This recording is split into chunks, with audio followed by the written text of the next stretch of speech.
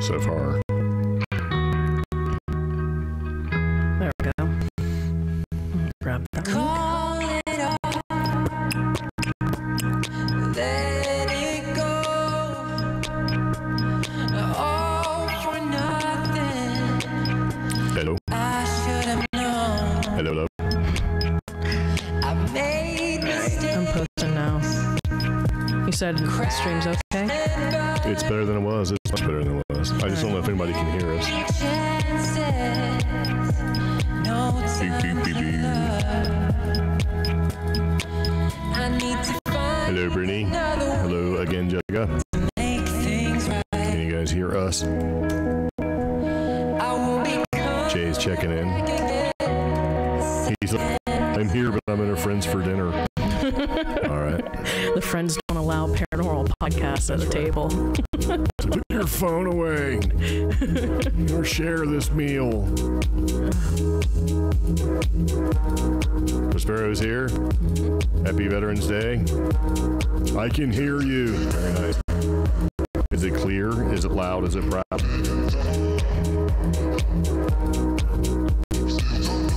Intro your friends to the podcast. That's a good idea for Jay.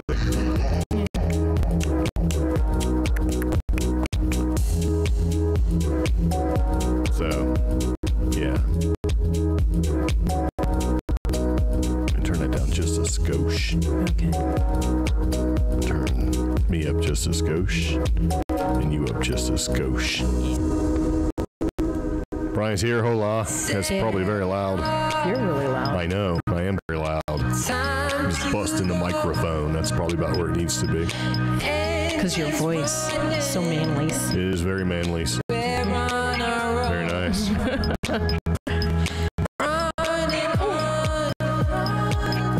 There we go. Well, it's going to snow tonight. I'm really excited. Yeah. Yep. I got my snow vest on, so.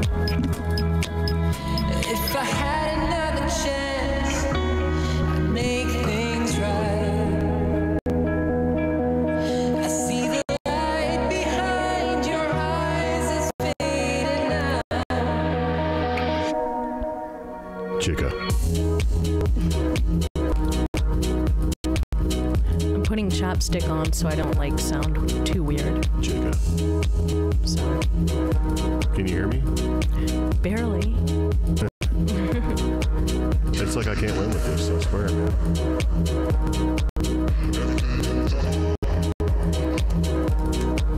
Chicka, chicka, chicka. Very nice. There we go. I guess the McRib commercials are playing on the East Coast.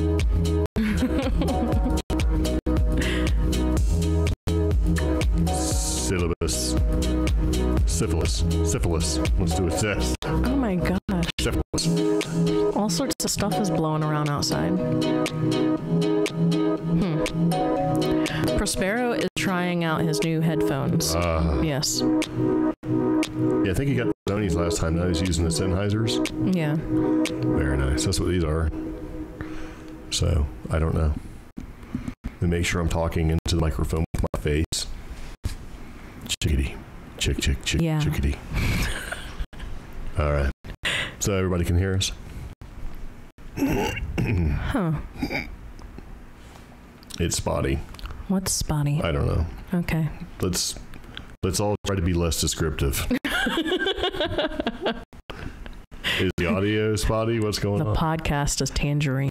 Yeah. What is that? I don't know. It's tangerine, man.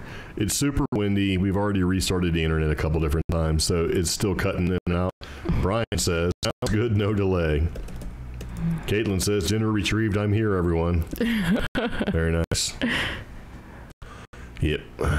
Oh, and look, someone, Megan, thanks for joining. Hey, she's like, she didn't blame us. She blamed it on her speakers. Nice. So.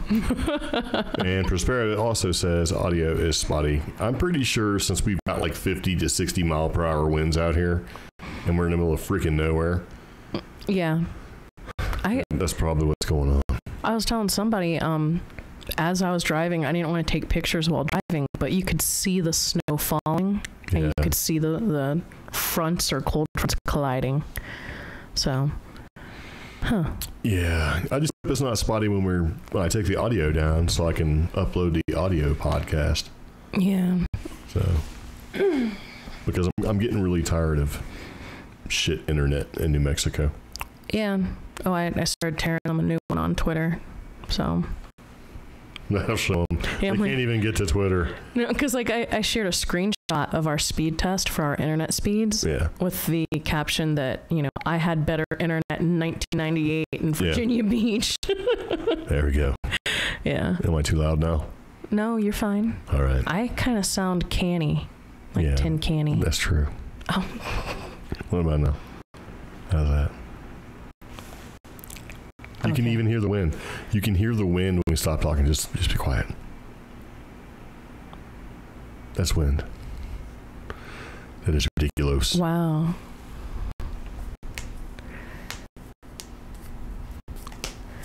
Oh, we need a CreepGeeks dedicated satellite link. Need something, man. Uncanny. The wind is spooky. Aren't Wendigos and skinwalkers kind of associated with the wind? No. Okay. All right. Whatever. Well, if you know, make stuff up, I guess. Then there you Nuh-uh. Wendigos. Yep. Chickity chick chick chick. Chickity chick chick chick chick chick. Evil wind spirit. All right, gotta go. All right. Okay, well, I'm glad everybody's here. Welcome back to the CreepGeeks podcast, and as you're sticking with us through our, that's just as bad too, when it's really, really calm outside. I don't like it when you can't hear things. Oh yeah, like dead silent. Yeah. Yeah. It's really spooky when you're like in the middle of the ocean, like 400 miles away from anything, and the ocean is super calm, and you can hear everything. It's really scary. Oh. So earlier, people won't. It's funny, because we, I was in the military, I was in the Navy. We did all this stuff. We were floating around, and when it was like that, nobody slept.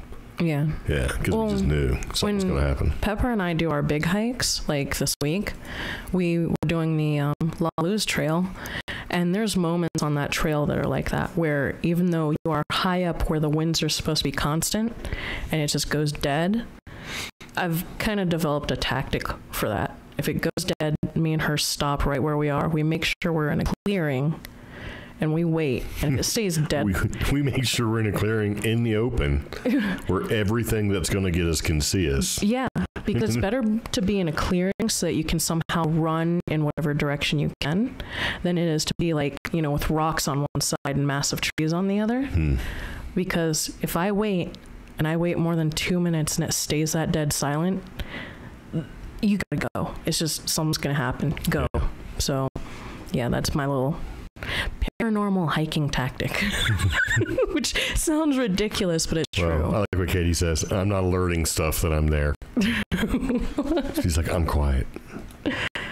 I'm not. I make lots of noise and lots of cussing. Well, you can always call out. So I do nature calls, like.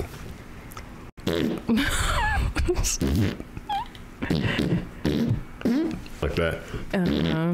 Fantastic. Yes. The creepy silence that you can hear your heartbeat or your heart fart. Oh, gosh. Yes. And you hear that creepy music when you're out there and you don't hear anything. You're like, yeah, I'd rather be anywhere but here. It's so creepy. Yeah. All right. Like, yeah, what's going on? So we're shared nearly everywhere. So I'm going to go ahead and close down some of these windows. Yes.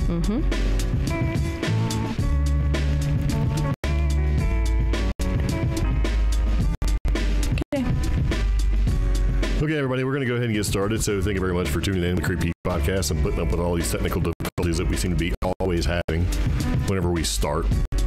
Seriously considering going back to Facebook. I don't know. Facebook seemed like the less shit of the shit that we're going through. Actually, they do send out newsletters for certain creators, and they did mention that they've made some revisions and cleaned up their streaming process. They need to do something. Yeah, because some people, I mean, granted, there's a lot of people just broadcasting using only their phone and whatever, but for everybody else, they've made changes. So we might just go back. Okay, everybody ready? We're going to get started today. All right, here we go.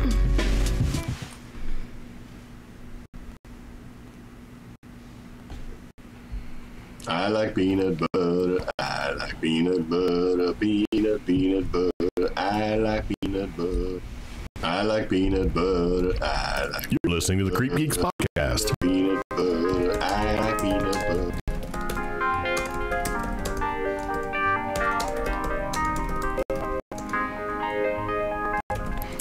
Today's podcast is brought to you by Audible. Get a free audiobook download and 30-day free trial at audibletrial.com/CheapGeek.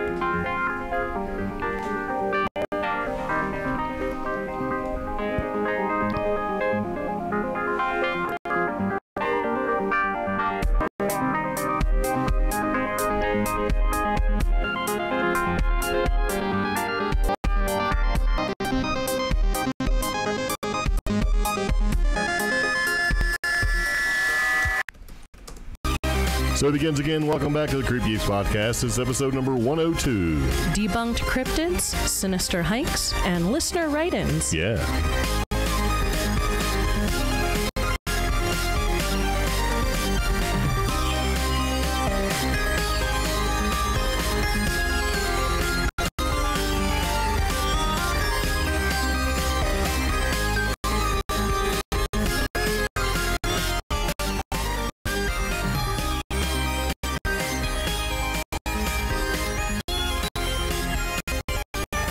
So, welcome back to the CreepGeeks podcast, and it begins again. It was very loud in your ear. Take that. Yeah.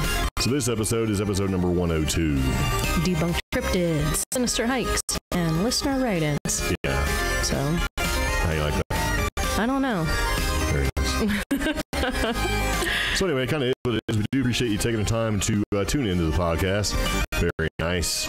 Yep. So, this is episode number 102. And if you're joining us for our Sunday live stream, very much appreciate it. And very much appreciate it if you're taking the time to kind of come hang out with us for a while. Yeah. If you're listening to the audio podcast, you're certainly invited any time you want, as long as it's on a Sunday and we're doing it live to participate. Because that's kind of what happens here. Yeah. So, trying a couple different things and kind of getting back into the podcast groove here. It seems like it's been so long since we did a podcast last week. Well, and kind of is what it is. Also think since we did 2 podcasts so close to each other, it's like on a roll and then nothing. So yes, yeah. Yes, it kind of happens that way. So we do have some cool things to talk about this time. We got some debunked, cryptid, sinister hikes, and listener write-ins. I'm kind of excited by listener write-ins. Somebody posted something on the Facebook page, the CreepGeeks podcast Facebook's page. Facebook's, that's plural, right? It became an interesting topic to talk about. That's what we're going to talk about this time. We have a bunch of different things that we're going to talk about, including the debunked, cryptid, sinister hikes. And if this is your first time tuning into the CreepGeeks podcast, what's this podcast is about? An offbeat news podcast where we explore the strange, the stupid, paranormal, and tech topics circulating the web. Yes, and basically stuff that we find to be interesting, and we hope that you do too. Yep. So, if you're listening to the podcast and you like it, you should give us a review somewhere, wherever you're listening to the podcast at, because it's available everywhere. You can do a review. So if it's on Apple Podcasts or iTunes or Google Play Music or SoundCloud or iHeartRadio or all that stuff, we are available. Yeah. So, yeah. And we accept only the finest 3 to 5 star reviews. So there you go. So we're up to 102 episodes. Woo. Yeah, it seems like only last week we were at 101, right? Yeah. So, yes. And then, so, what? I should probably mention, if you do want to call the show, leave us a message. Yeah, we have a phone number. Tell your spooky story. You can. The phone number is going to be 575. It doesn't be spooky. It could be like weird. Yeah, spooky, weird, just, unnerving, unsettling, creepy, whatever. The phone number is 575-208-4025. Yeah. And you can also reach out to us, and that's going to be contact@creepgeeks.com. So Yeah. As we're doing the podcast right now, we can sit there and looking in the comments. People are already like, oh my God, it's buffering. What's going on? Why is it doing it? yeah. Yeah, lag, all of that stuff. It's, you know, I don't know. Whenever you do a live stream, it just seems like it's a lot more difficult for whatever reason. You get everything set up to do it, and everything is fine. You're like, all right, great. And then all of a sudden, No. yeah. It's like, okie dokie then. Alrighty. That's kind of what happens. Cuts in and out, not a whole lot you can do.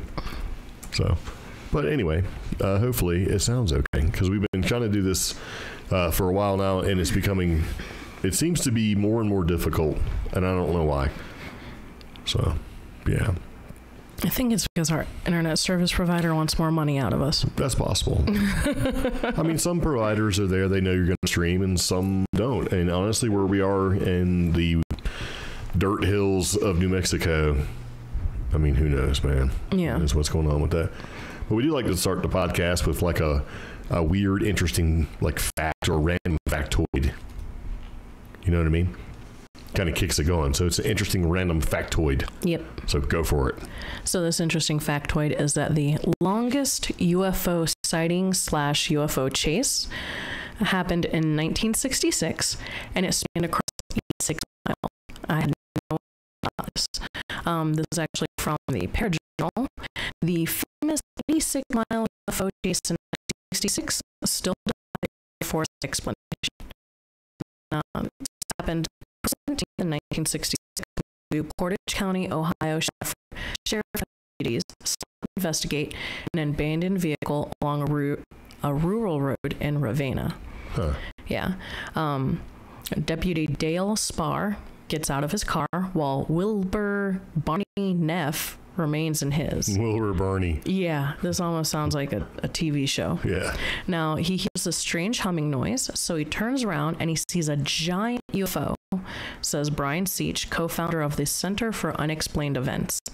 The unidentified flying object rises from behind the trees and hovers above them, the ground drenched in a very bright light. Now, what transpires next will be an 86-mile chase at speeds of more than 100 miles per hour that will take the deputies and a few more on a harrowing ride from Ohio all the way to Pennsylvania. Wow. Yeah.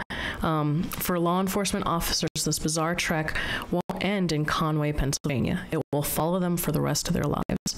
This close encounter marks the fourth installment of a timed video series called The Paranormal. So go ahead and check that out online. Initially, the instructed these sheriffs to shoot the object. Really? Yeah. Spar and Neff, they were told to stay down by Sergeant Henry Schoenfeld when the two have found government weather balloon. Reasonable. So, yeah, you don't want to shoot at a government or a federal object. You probably get fined, go to jail, you know.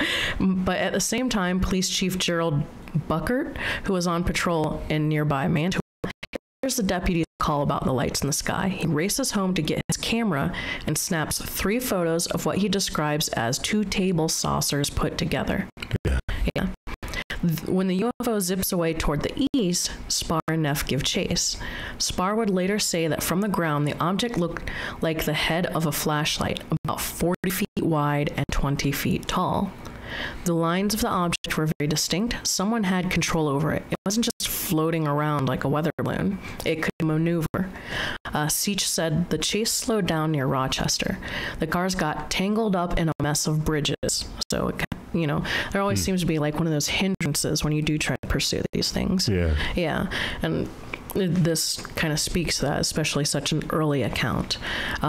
Spar would later explain, when I came out from under the bridge, it came down and waited for us, just as though it knew these 2 cars were following it. Seach said as soon as Spar and Neff, now low on gas, got close to it, the object would speed up. So it's kind of that cat and mouse thing that we also hear in some accounts. It was, and that's actually the next quote. Kind of reading ahead of myself.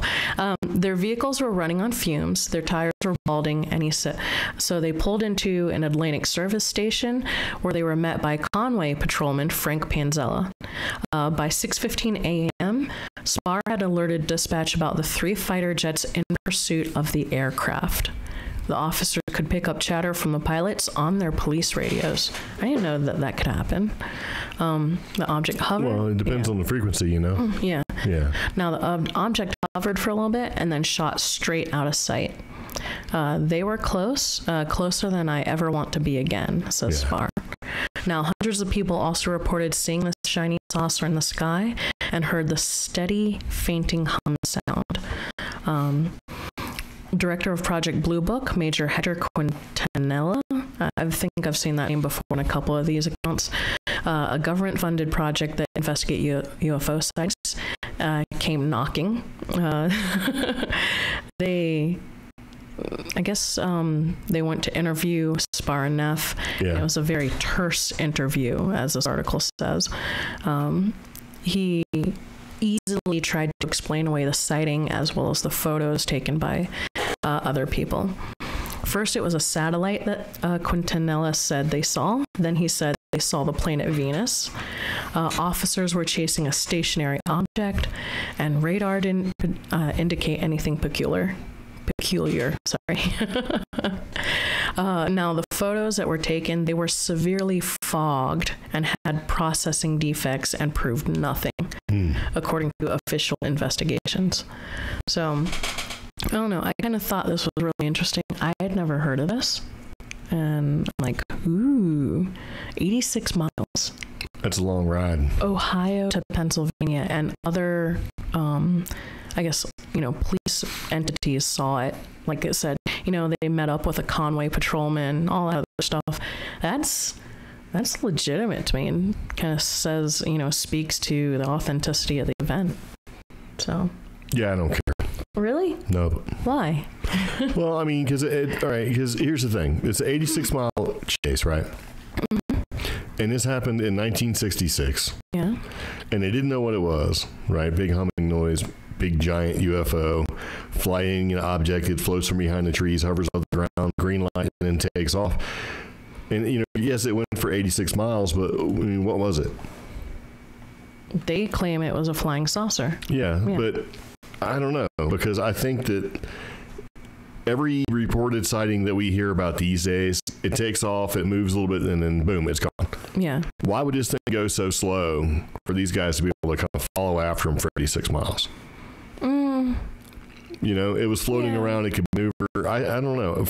When I read this earlier, I was like, this sounds more like some kind of government thing than an actual sighting type thing, or even a UFO type thing. It may have been government, but it's still unexplained. Well, of course. I get all that. I get how the whole unexplained flying object or whatever unidentified flying object works, but when I read this one, it's like I don't think this was anything other than the government.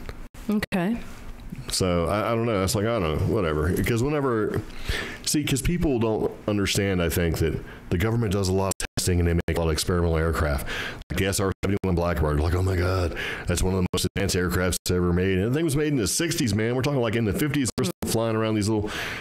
So I don't know. This one's like, I don't know. For me, some of these earlier sightings and earlier accounts that are still unexplained, or there's no official answer or position on it, I still find them interesting. They are, but I don't know. Multiple agencies, multiple entities, multiple witnesses, 86 miles. That's pretty significant, but it's gone unaddressed for all these years. Yeah, because I don't think it was anything badly ordinary other than government stuff. So it's just like people like, Area 51, the whole government. Oh, yeah, it's a military base. They test aircraft there. Of course, they're going to try to shoot you if you break into the government facility, right? You don't know what they got there. And I don't think this thing was, I don't know. I don't think it was any real. Oh, in the chat, going along with what you said, Montana commented, I can literally talk to my own pilots on civilian band if I want to, but I don't think they're allowed to talk back. They can basically listen to whatever band they want to. I didn't know that. Yeah, well, no, they can talk back. They can talk back on any radio frequency, technically that they want. Because they're government. They just don't. You'd have to have a reason to talk on civilian band. It's like you can buy these little radios off of Amazon for like $30, or they're supposed to be ham radios. You can program the frequencies based off the range that they have. But yeah, I mean, the fighter pilots can tune right into that. They can get to all the different air traffic controllers. They can get to all the other bands like fire, rescue, all of that junk. Yeah. So, and if they've got the electronics warfare officer, flying around with some of these planes that they have, they can do the same thing. You can, make phone calls with that thing if you want. They just don't, Yeah. So. All right. Yeah, and there's all. I mean, we have these experimental aircraft, like he's kind of talking about in the chat, and they take off and they fly around, and they're not supposed to land. But if you've got a problem, you need to kind of put it down and take care of it, and you're going to take back off again. That makes sense. I don't know. I just get the feeling like when I read this earlier, it was just like I didn't think that. I mean, yes, it was unusual because it was something that they couldn't identify, and they flew around for a while. It was like 80 miles, but I had the feeling that it was not extraterrestrial at all. Okay. So I don't know. It's kind of weird. I think it's weird. Well, it is weird, but it's kind of like... Well, because we also read, going along with the 60s and the late 50s, we have accounts from here in the Southwest where there's so little documentation. Those things have been so easily debunked or investigated and discarded. I mean, like up near Cuba, that little UFO crash site that I still want to visit, even though it's been debunked. Cuba, New Mexico. Yeah, Cuba, New Mexico. There's an area between Cuba... It hasn't been debunked. One of the books we have debunks it. Well, so, they try to. Yeah. Yeah. So, but, it took some amount of research for these people to debunk that one. There's been other sightings that have been debunked or explained or documented in a certain manner with some sort of position on them. This one, I didn't see that position. Yeah, I don't know. Sometimes you read them and you're like, okay, yeah, that was crazy. And then other times I read them like, this is military. Goofing around, doing something. You know what I mean? Yeah. Huh. We have a bunch of people talking tech in the chat. Bunch of nerds. Talking the tech nerd stuff. Yeah. Yeah. Very nice. All right. Anyway, getting back into the podcast, we talked about stuff, right? Mm-hmm. And, I will say, this kind of reminds me almost like the Phoenix Lights. Okay. Where it was a big object that was seen for miles. But if you go back to what I was saying earlier with the SR-71 Blackbird, that thing was an amazing aircraft, one of the most advanced aircrafts in the world. And they were still flying like old fighter jets, And this thing was able to go... It was like considered the most advanced aircraft on the planet, but at the same time, with the modern military and the modern aircraft that we had, there was nothing. This thing was like 50, 60 years more advanced than those. Yeah. As far as technological advancements, and it came out of nowhere. It was holy crap, what is this thing? And that's the thing. When you compare what the military had, right, and then you compare what was being tested, an experimental aircraft that was being tested, the amount of time and technology is like dog years, right? Like 7 years for every year. Yeah, like leaps. Yeah, it's like 50, 60 years ahead. So, and this was what, 66 when this thing happened? Yeah. That's around the time of the SR-71 Blackbird where they were testing all sorts of stuff. I think that 1966 was the year Lockheed's SR-71 Blackbird was introduced. Yeah, it was introduced, and they'd been, whipping around that thing since like who knows, like the earlier versions of that aircraft were like in the 50s, and they weren't even really in jet propulsion yet for like regular military. They were still using a lot of prop jet stuff, so that's why I think during that particular time, from like right after the atomic bomb to even the 70s, there was a huge just difference in military technology versus experimental technology. I think that whenever one of these planes gets outed, it's because they've already had the newer, latest and greatest and bestest already in play for years. Like Aurora, they still say, oh, there's no such thing as Aurora. You get SR-71 doing its thing, and there's this other something creating sonic booms all over the place. They're like, oh yeah, that's just the 71, and it's not, man. They're light years ahead. So and this was in the 40s and through the 70s, right? So if the amount of technology gap between what you have now versus what's being experimented is about 50 years, it would make sense that as time progressed, that gap would get bigger. Yeah. So I don't know. Kind of crazy. Oh, wow.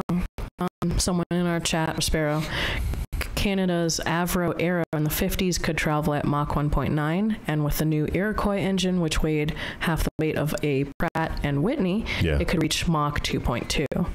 Very nice. So, yeah, and I'm trying to look up Lockheed Martin, or the Blackbird, SR-71. Yeah, I mean, you got Lockheed Martin, Skunk Works, all that stuff. 2,200 miles per hour.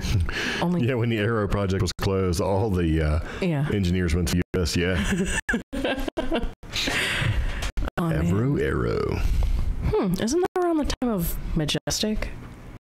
It was all of this was all around the same time. So.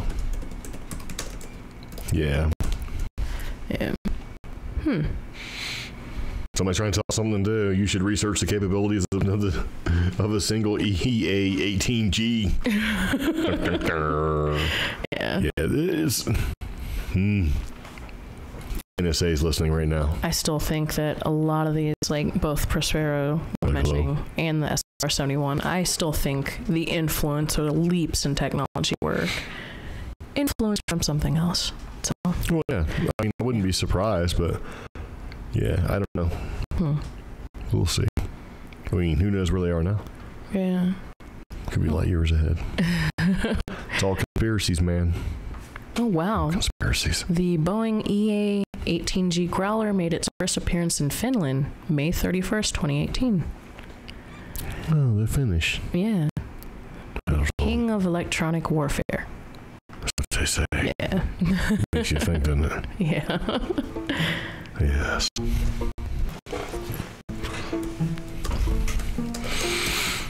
Very nice. Okay, so anyway, that was an interesting random fact. We kind of turned into something else. So let's talk about some news. What this news is, this is some news that came through, well, originally it was started by a Facebook post, right? And it was posted as kind of one of those things where it's like, what conspiracy do you actually believe? Yeah. So people started posting some of the conspiracies they believe, and then I think it kind of turned into just people just posting some conspiracies. But I thought it was pretty interesting, so we kind of put it in a podcast. So, you know what I mean? Yes. So we actually have a link too. So if you're want to like look at the link and see what people actually put, but we're gonna run through some of these because I thought they were pretty cool. First conspiracy is the Freemasons run the world. And these are conspiracies that people truly believe. Well, we can't say truly. It just says believe in. It says that you actually believe.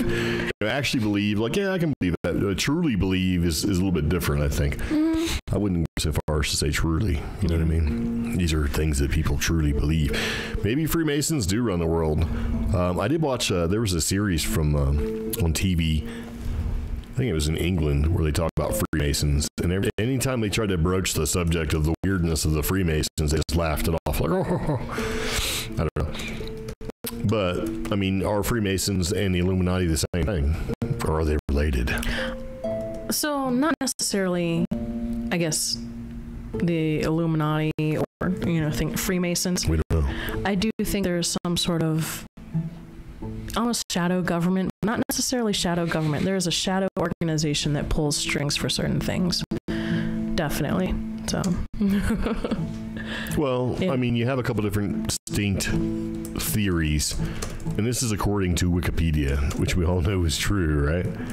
And the categories are like usually political, where you can control governments and that sort of thing, and then religious, right? We can control people, and then cultural. So, well, like cultural and like social cultural, I definitely believe there's been an influence. And oddly enough, I think You didn't let me finish. Okay. See, I was going to explain it, and you didn't let me finish. Yeah. So what they're trying to say, according to this, right, and this goes back a long time. So one of the claims is that Freemasonry exerts control over politics, right? And perhaps the best known example is the New World Order theory. Right? Yeah. And it's like, okay, it talks about how that influences the government and everything else, and propaganda that happens, and then basically the social engineering to get the result you're looking for by crafting what people believe based off what you present. So I don't know. See, but I think some of those are crumbling in the sense that like with the social and cultural influence, I actually think the hashtag Me Too movement that's happened over the past year and a half, 2 years, has kind of disrupted that. I mean, if you look at popular media and popular culture, it kind of seems a little stagnant right now. As far as like, you know, major blockbusters, what everybody's listening to, stuff like that. I think, you know, maybe a big chink in the armor or something has damaged that. I do think there's a cultural influence, social cultural influence, but I do think as we progress as a civilization, certain things get, I don't know, torn down almost. Yeah. Well, they got to tear things down and replace them. That's the whole True. thing. I mean, you know. I just think that the Freemasonry has its own sort of religious aspect to it, with all the little things that do, you know, ceremonies and all that stuff. But I don't think that if they do have control, I don't think they have nearly as much control over the whole religious side of things as they used to. Because I kind of think that religion itself is sort of in a downward decline. Mm-hmm. So I think they have less, you know, impact that way. I mean, I don't know. I don't know if the Masons control all that stuff or not. I can't see the Masons and the Freemasons necessarily, you know, controlling things. I think there's other things that are more controlling. So, like the Russians, man, they've been, you know, engineering things and how to do things via social media since the internet was created.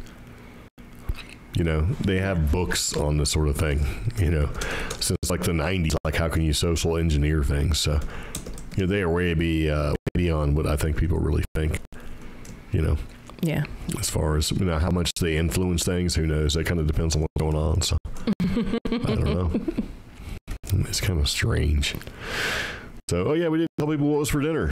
Chicken. We are having chicken korma. Ooh, chicken korma. Which is basically the baby sister to tiki masala. Yeah. It's a type of, basically it's a creamier curry. So hopefully less indigestion. And it is a little more savory. People think coconut, they think instantly sweet, and that's not the case. I like Indian food. I like it a lot, but sometimes it doesn't agree with everybody's tummies. So we're going to try korma and see if it's a little more delicate. Yeah. Yeah.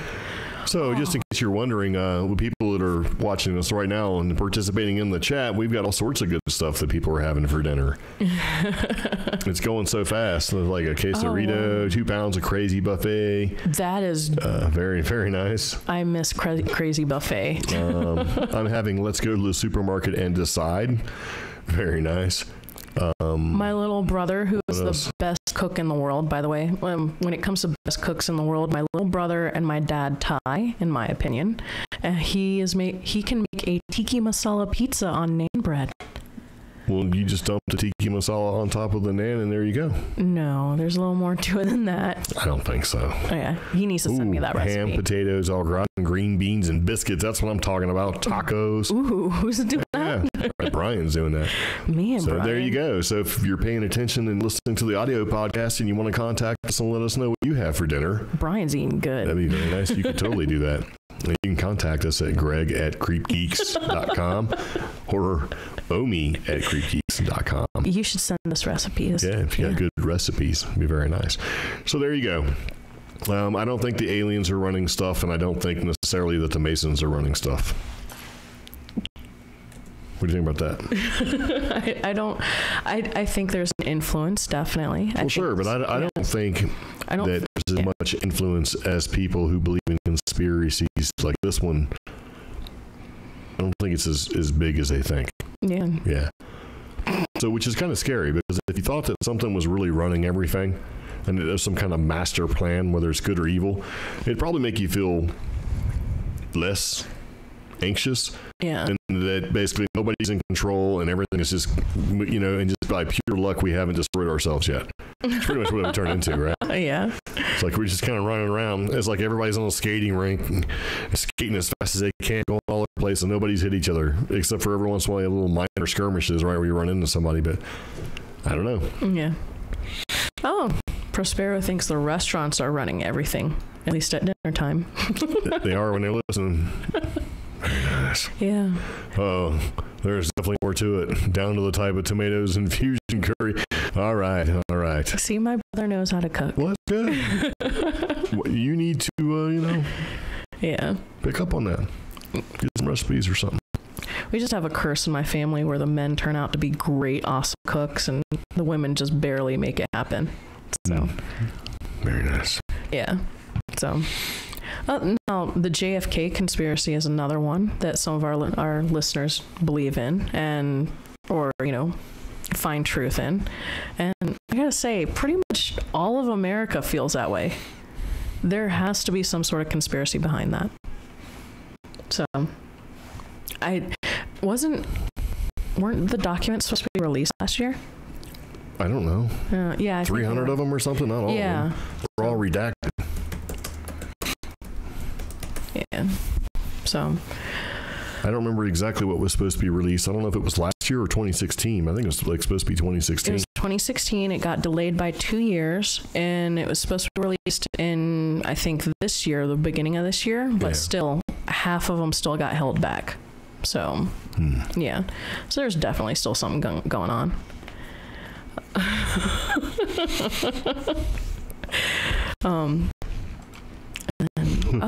Did you see what's going on in the chat? We have a couple. Yeah. Like, all right there. Yeah, I don't know exactly what happened with the JFK thing either. I think the conspiracies are pretty good. Yeah. And after a while, you make all conspiracies work, towards whatever you want to believe. But he was definitely shot, assassinated by who? I don't know. I think it may just be a combination of things. Who knows, man? I don't know if it was the mob, like people say it's the mob, and I'm not necessarily sure, if it's who it was or what it was all about exactly. I mean, there's lots of theories behind that, but I don't know if it was the mob. I don't know if it was the Russians or the communists. Who knows? Cuba. Yeah. It wasn't. No way is Cuba. Cuba was basically a dirt poor nation. They're still a dirt poor nation, even back then when they had direct support from Russia. Back when it was the United Socialist Republic, right, or USSR. Yeah. So, yeah, see, 19,000 documents were released in April of this year as well, but I mean, most of those were redacted. So if you want to go ahead and read through all the scribbled out stuff, which will take a long time. So. Somebody needs to build a Cliff Notes. Yeah. Prospero's internet search works faster than mine. When it comes to Oswald, though, I think he was a patsy. Yeah. I don't think he did, I don't think he physically could do what they said he did. I don't think because number one, the magic bullet theory is bullshit. Mm-hmm. So there's more than one shooter in that whole thing. So I don't think he was physically capable, and I also don't have the. I mean, he could do it, but I don't think he had the intestinal fortitude to do. I don't think he had the means to plan that well either. No. So yeah. Huh.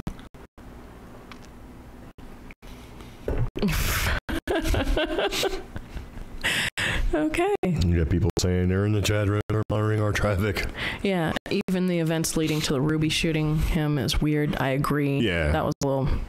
Yeah. There's definitely some weird stuff going on. I think it was cover up. I think there was something definitely going on. Did you read this one? Which one? The moon isn't natural in nature, organic or cosmic. Yeah, there's a lot of weird stuff going on with the moon. We're going to do an entire episode about the moon. We are? Yeah, just not right now. Well, I mean, there's a bunch of different things, like when they drop. It's too round. That's one thing. That's true. You don't know. Just listen to me. You're like, yeah, it's round. No, it's too round. The composition of the moon doesn't exist as far as what came out of the Earth, right? They say that something hit the Earth and then spit out this big thing, and it became over time the moon. Mm-hmm. Well, there's recorded history and humans in recorded history who record time when there was no moon. It just kind of showed up, and when it actually showed up, it created a lot of problems. Yeah. Earthquakes, the whole flooding, all of that stuff seemed to occur when the moon showed up. The material that makes up the moon is not from Earth, right? Yeah. Half the moon is burnt, the other half is not. Right? It maintains the same orbit, does not rotate whatsoever. And when they say it doesn't rotate, I mean, it rotates such a minute amount that they don't count it, right? Yeah. it stays in exactly the same spot to be able to block the sun, like perfectly. Yeah. That's why we have eclipses. It's hollow. Reading the chat. So, I mean, there's just a bunch of stuff about the moon. You know, it just keeps going on and on and on. In some cases, it's been, you know, there's lots of light flashes that happen up on the moon. Yeah. They say it's radioactive in certain spots. You know, it's like there's a bunch of weird stuff going on. There's a predominant theory that somebody brought the moon. It's not man-made, but it's something like made. Docked it in our gravitational Yeah, they brought the moon and then they parked it. Okay. Which, if you look at the dark side of the moon, where you have all the burnt parts of it, where it's been burned, and so that makes sense if you're basically whipping that thing through space, right? That's the burnt edge. I mean, there's just a bunch of this goes on and on and on with this stuff. So, yeah. Okay. I don't know. It's we have some theories about the moon, that it's the world's largest Kinder Surprise egg. It could be. I mean, especially if it's hollow. You know what I mean? And I mean, who knows? It'd be if it is hollow and you can sustain the atmosphere, it'd be the ultimate spaceship. Yeah. Or that it's literally some form of Death Star. It's a carcass of one collecting dust. Could be. And then the traditional, it's made of cheese. So. Well, the theory is that it was brought. One of the theories is that it was brought by these two brothers at a time where man wasn't actually man yet, right? Where they weren't genetically engineered to become the humans that we are now. And that these two brothers brought it, and they did it because there was an ongoing war with the reptilians, and the reptilians were being forced, or had the upper hand, but they brought this sort of Death Star satellite, put it in orbit, and it created such chaos with the flooding and just, you know, all of that stuff because it entered the atmosphere. Oh, NASA. And then, let me finish. Okay. And entered the atmosphere, right, causing the flooding and all that sort of thing, and that the reptilians had to retreat and go underground. Because it changed the atmosphere, because the way the atmosphere used to be, it was really sort of swampy. Yeah. And when they brought it in place and stuck it in there, it actually pulled a lot of the atmosphere away. Okay. And gave more direct sunlight and more UV rays and more everything, and it made what we see now, but it made the Earth uninhabitable to the reptilians that were trying to terraform it for them specifically. You know what I mean? Yeah. So in other words, it poisoned the Earth for the reptilians, and the reptilians had to go underground. And by doing that, it left the humans up here free to kind of do whatever. And they just sort of kept doing their own thing and become who we are today. Did you ever hear that? Yeah. Yeah.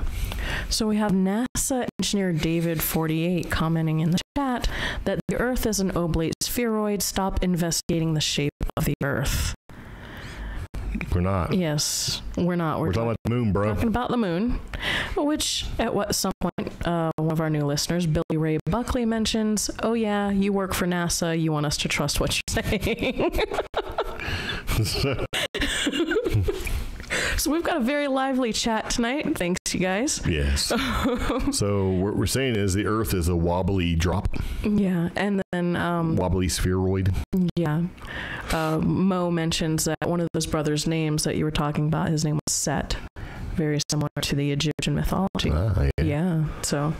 Yes. Yes. Wonder balls. Yeah. Okay, so we're going to take a break, and here's Wonderwall.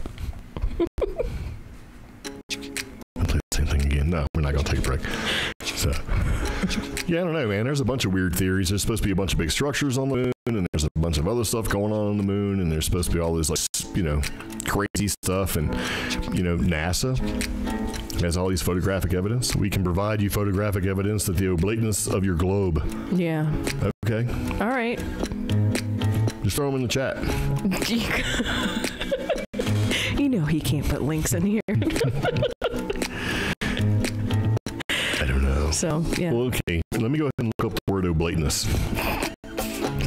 Make sure it's what I think it is.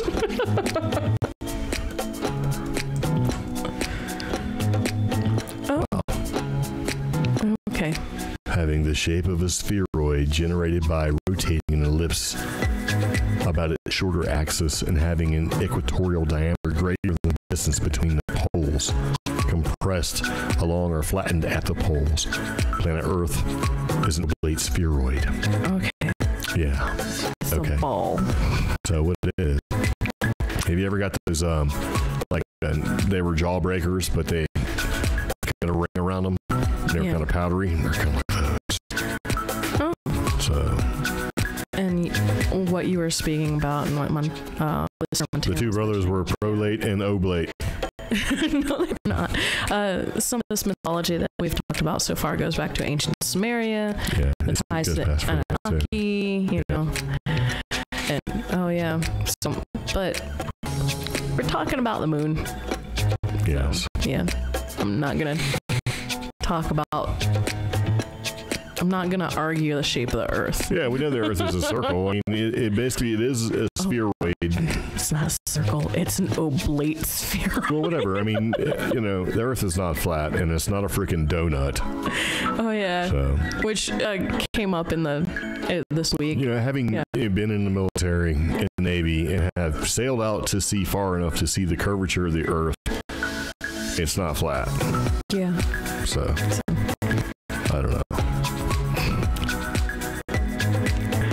Huh. Yes. People are arguing, filming stuff in the studios, the moon landing. So yeah, I thought it was kind of cool. And there's a bunch of stuff on the moon. We're going to talk all about the moon. I just thought it was pretty neat. Yeah. But yeah, I do like the conspiracy that it's hollow and then it's man-made. Sure, it makes sense to me because it would be a great satellite. So one of the things I like to do when I go hiking, especially in like unique areas, I love to touch the rocks. Because like we live in New Mexico, there's these weird geologic formations. I like touching some of those, the ones that you're allowed to touch. Yeah. The moon, it has such an interesting texture. I'll never be able to touch the moon, but I'd always wondered what it'd feel like. So. Well, it probably wouldn't be as soft as you think it is because it's like pulverized meteorites and junk up there. Yeah. It'd feel like pumice. Ooh, gosh. Yeah, it's been pulverized. Yeah. Very nice. So, yeah, I don't think that the moon... okay, so the conspiracy was for the moon that the moon isn't natural or organic or cosmic in nature. Yeah. In other words, it's more man-made. I believe that to some degree. I mean, who knows, right? Yeah. The JFK conspiracy, that's... Yeah. The deep state or shadow government kind of ties into... The Freemasons. It also ties into JFK. It ties into the hidden space program. It ties into everything, right? Mm-hmm. You got the public government where it's like there's the public face that shows that you show the public, and then you got the stuff that happens in the background, And that's like I read an article where somebody, and I think it was an admiral or a general who was like, if I got the order to fire nuclear weapons, from Trump, I wouldn't do it. Yeah. Because it's way more than as president, you can't just arbitrarily decide you're going to blow the planet up. It's a little bit more involved than that. You know what I mean? It's not like you wake up and say, let's go ahead and destroy them. No. So it's one of those like bullshit articles you read where it's like, oh, okay, this is designed purely to make me click on it. And you're like, oh, man. So to think that you have that much control, as an elected official, regardless of where you come from, they're like, oh, yeah, you can just blow up the planet. No. You get the military-industrial complex has been in place for a long time. They're not going to let you just arbitrarily make that decision. Just because you're here for 4 years doesn't mean somebody's been working, in that field for 30, 40 years. I mean, come on, man. So, I don't know. Yeah. I like the time travelers one, though. Yeah. So. Yeah. Oh, no. I'm reading the chat. Yeah. So. What's going on in the chat? Oh, we have some people making some comments. Some interesting ones. We have a new listener joining us, Juan. He says, in Mexico, we say there are gods on the moon that channel our spirit animals, like sheep and rabbits, and etc. And people are like, well, mine's probably a pig, so... Oh, yeah. Yeah, and some people, going along with the moon theories, it's a space station. Yeah, there's no moon. Yeah. And moon dust is definitely dangerous. yeah, my little brother just told me, no, do not touch the moon. Yeah. It's microphone fine particles, and they'll tear me to shreds. Yeah, you can't breathe it. But you can't help it. It looks kill you. like you want to just touch it. Just I don't want to touch it. I do. Nope. Man. So, and there's somebody saying that their spirit animal is a well-hung horse. Yes. That is inappropriate, sir. Yep. Funny. Inappropriate. Now someone in the chat's kids are wondering why anyone would hang a horse. So it's a kid-friendly chat, so thanks for everybody who is participating. Eeyore is my spirit animal. Yeah. Yeah. Poking lava. It's always wanted to poke lava. So, and that's one of our listeners, Caitlin. My little brother and I, when we were little kids, we went to the lava park in Hawaii. There's like actually a volcano park there. I was like, God, barely 4.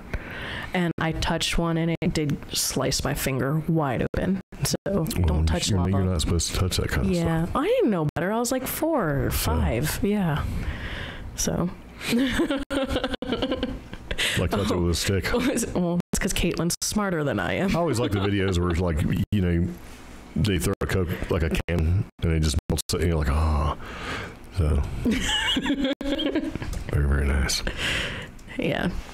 So don't touch the moon. Yeah, don't touch If you learn cactus. anything from our chat today, it's don't touch the moon. A couple things you don't touch. The moon, because the moon dust is bad, Yeah. right? Lava, because it'll burn the shit out of you.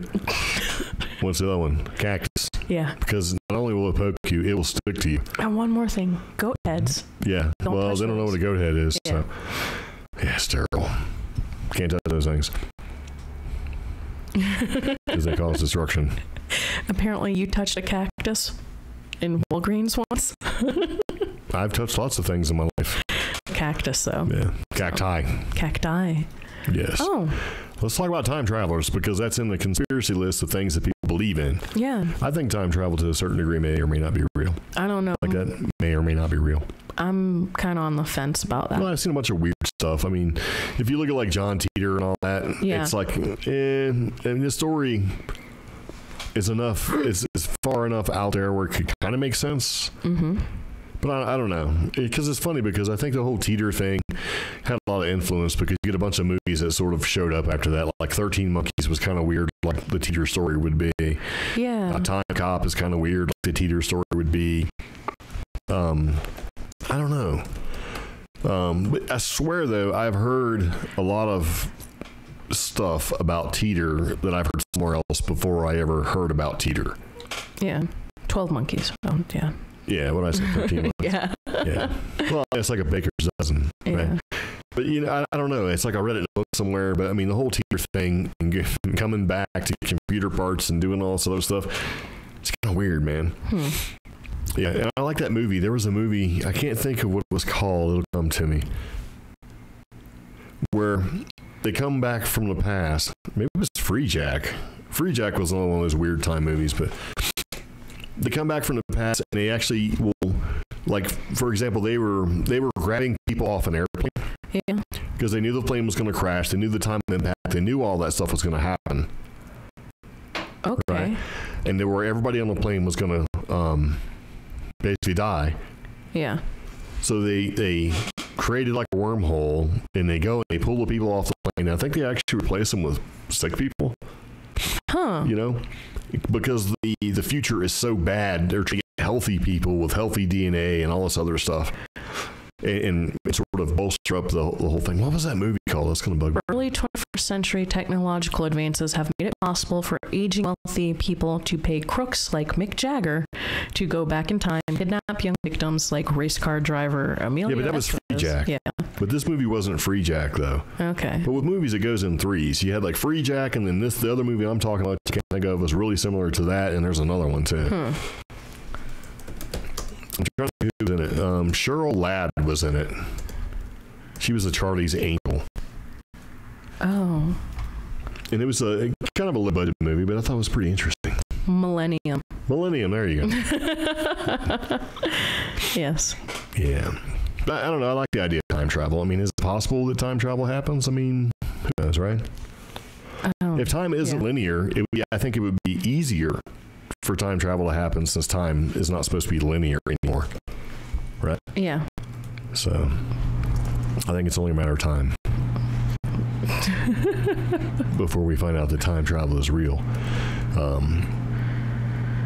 Even like the Philadelphia experiment was kind of weird, like phasing in and out of reality and time, right?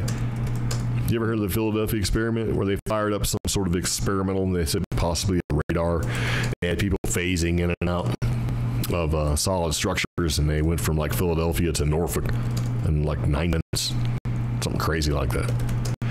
And there was another one too. There was another movie like that where I think it's called The Final Countdown, where the aircraft carrier. No, seriously, where the aircraft carrier goes back in time and winds up in World War II. Yeah. And fighting off the Pearl Harbor attack, and then they had to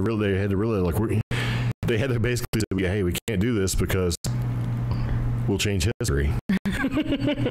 You know? So they didn't. It was pretty terrible. I'm pretty sure it was called The Final Countdown. Would you stop? Yeah. Final Countdown.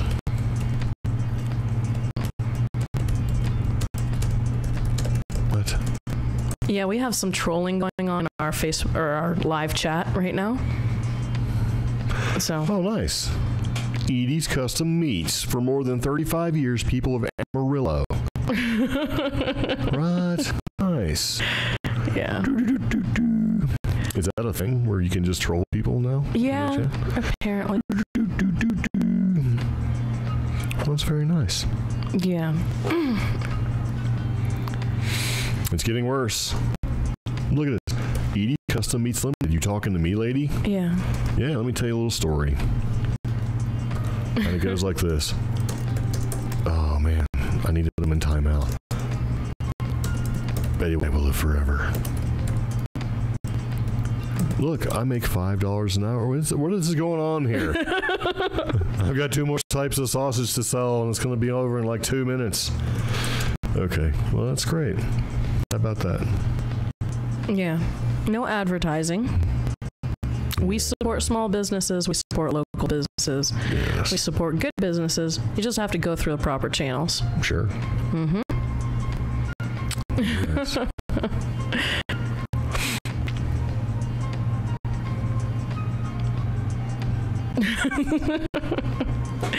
So yeah, we've had our little discussion about what conspiracy do you actually believe in, completely derailed by our chat, because that's the type of fun podcast we have. Yeah.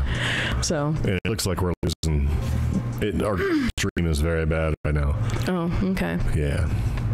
Yeah, but anyway, like with movies, it goes in threes, and it was like Final Countdown.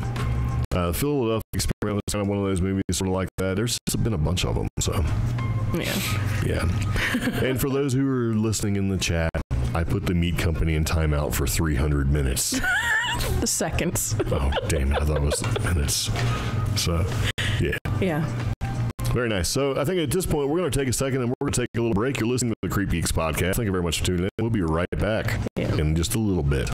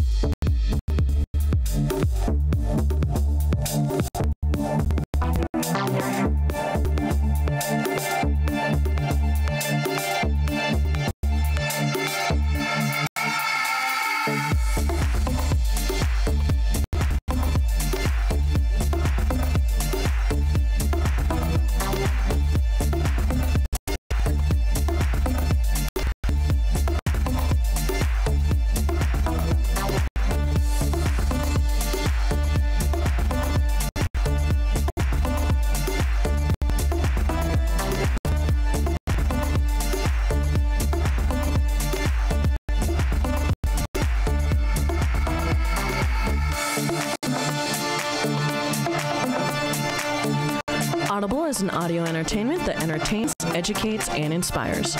For you, listeners of the CreepGeeks podcast, Audible is offering a free audiobook download with a free 30-day trial to give you the opportunity to check out their service. To download your free audiobook today, go to audibletrial.com/cheapgeek. Again, that's audibletrial.com/cheapgeek for your free audiobook.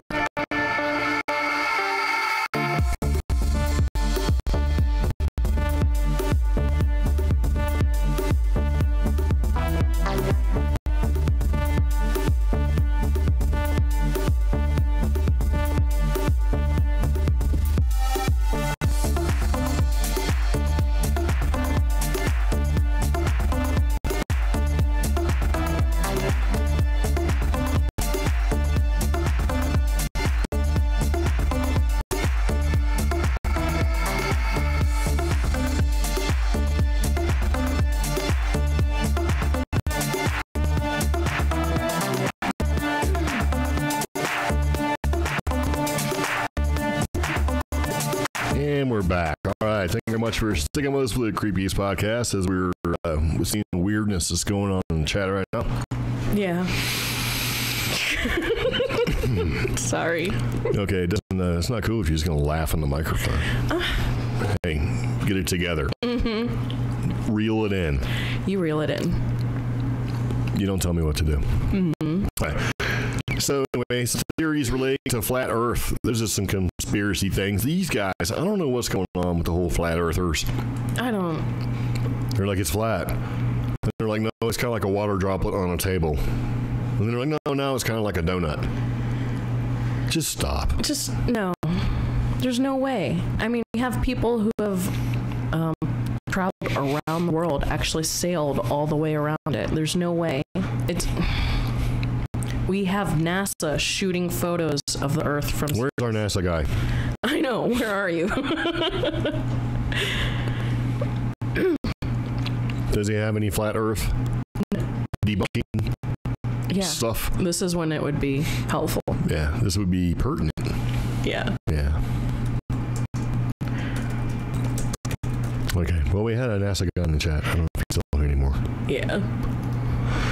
Because remember, he said things like oblate spheroid. Oh, yeah. So that'd be kind of cool. So, the one listener who, is interested in some of those theories of flat Earth, I think it also revolves not just around like the donut or the water droplet, but just crazier theories about Earth, like still carried on the back by a turtle and stuff like that. Yeah, four giant elephants sitting on top of the giant space ball. Yeah. Not Gamera. What's the name of that turtle? The Godzilla turtle. Look at this camera on.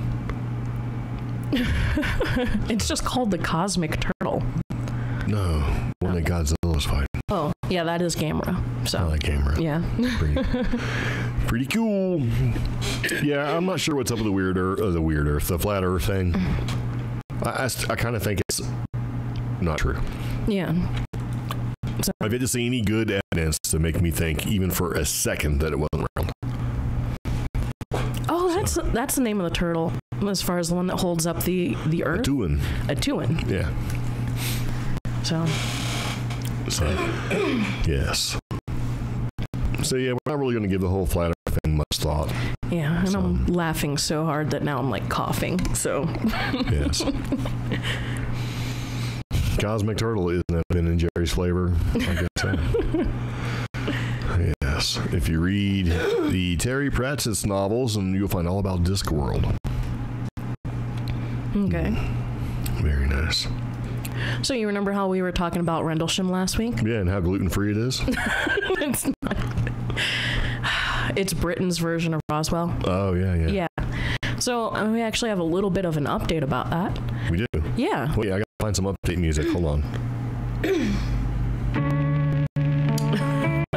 you go, baby. So give us an update on Rendlesham. A little update about Rendlesham. It's gluten-free. Very interesting. Not gluten-free. Oh. A Hollywood legend is planning to star in the television drama series about the alien encounter in Suffolk. So 11th Hour Films has said that Lawrence Fishburne, Really? yeah, will play. All right, hold on. I gotta read what you're talking about. He's going to play the lead role in and produce the 8-part paranormal series titled Rendlesham. So, Nice. this London-based firm said the series would tell the story of the claimed UFO landings near the U.S. Air Base at Rendlesham in 1980. So, it's going to be directed by Joe Ahearn, who said the tale pressed all my buttons. Now, this is said to be the UK's biggest UFO mystery, and it took place over 3 nights, starting in the early hours of December 26, 1980. Yeah. Yeah.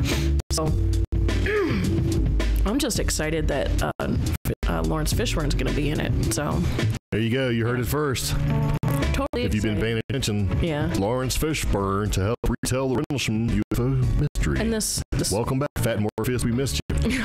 hey, he's had some time on some other shows, but He'll always be Fat Morpheus to me. this release or update actually comes from BBC News, so I'm expecting that this television series is going to be on BBC, of course. Yeah. So I'm excited. I want to see this real bad. So, but I think like it happened in the early 90s, and now it's happening again, and I'm actually very excited where major television and movie, they're taking attention to things, UFO encounters that happened in the past. Yeah. And I'm Well, they're running out of stuff to do, so. yeah. So yeah. You know. Good thing is, though, is when certain movies get remade, you know, the special effects are better. Yeah. So it becomes like, ooh, that's nice, you know. So, let's show everybody Morpheus. Okay. See if that works. There you go. Good old Morpheus. Yeah, that's cool. Oh.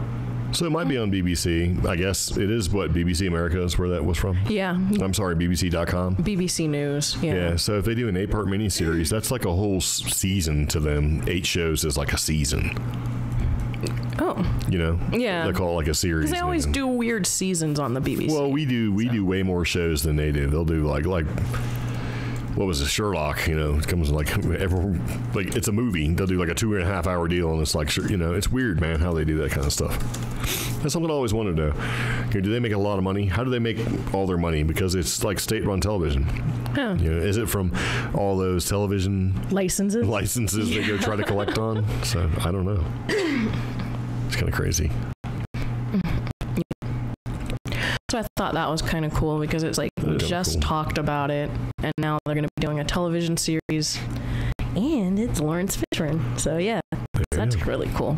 I want more stuff. Like maybe they should, you know, the UFO thing I was talking about that happened here in, up near Cuba, New Mexico, and Farmington. Yeah. They should do something about that.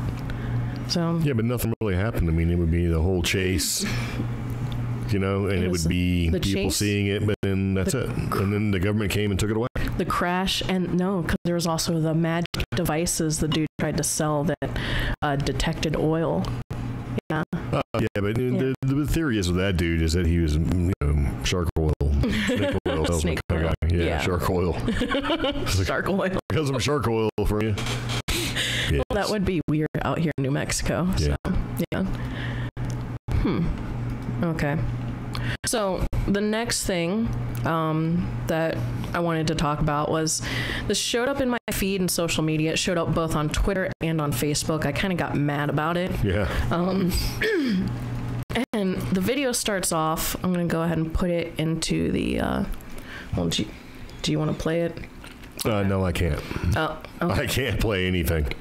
Our internet and stream is so bad. So this It is, won't even load the Facebooks. yeah, this has been floating around on the internet as strange creatures spotted near cave. Yeah. And I'll put the link in the chat. But it, depending on what social media platform you see it on, it has a description with it. And that description is these tourists were taking a boat tour in Brazil or someplace in South America when they spotted these weird creatures. And it kind of, when I first watched it, I was like, oh, that is weird. But then the first thing I did after watching it was immediately try to check online, and I couldn't find anything, you know, because if this was real, really big, you know. Well, what is it? It's these weird, it kind of looks like naked ape things with weird faces. Whoa. And they're right outside of a cave, and some of them are kind of lounging or laying on the rocks because they're hungry looking. Yeah. And some of them are actively hunting or gathering. You know? These baboons? That's what I thought at first, that they looked like naked baboons of some sort. Ewok monkeys is also used in the description. So it's very unsettling. See how some of them are kind of laying or sitting on the rocks? Yeah. Yeah. So, and then the tourists are just filming them. The tourists are kind of walking almost up to them. It is a boat tour, you know? Yeah. But it doesn't make sense. So, Walk like troll monkeys. yeah. Playing music. Here's the thing.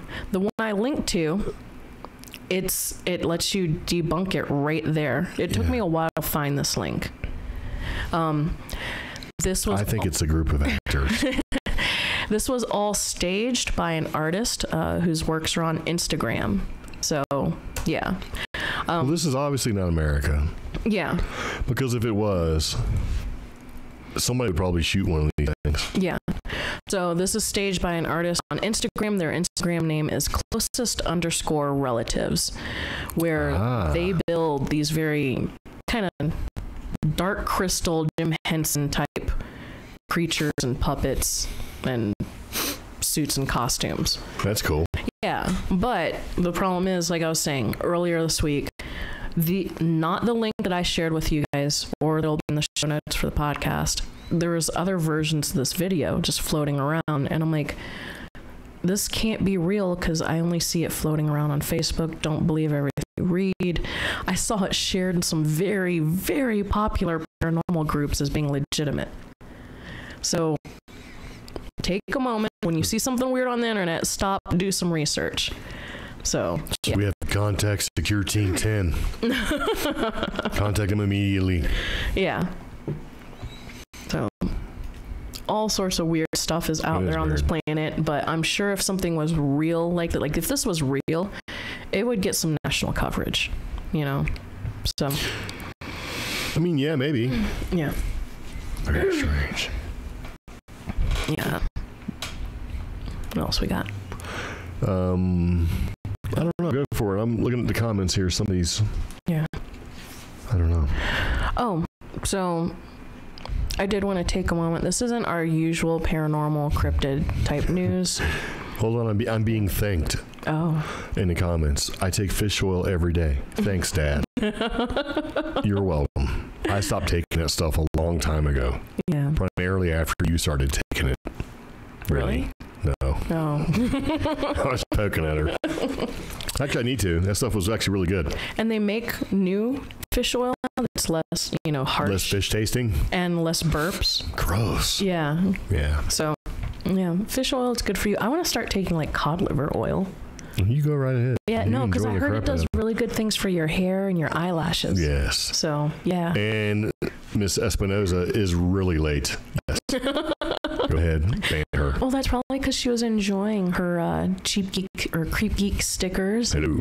And other swag that we sent her for, for the podcast, yes. and because she submitted a story. Oh, that reminds me. If you are listening to the podcast and your name is Daryl and you sent me $5, what did you send me $5 for?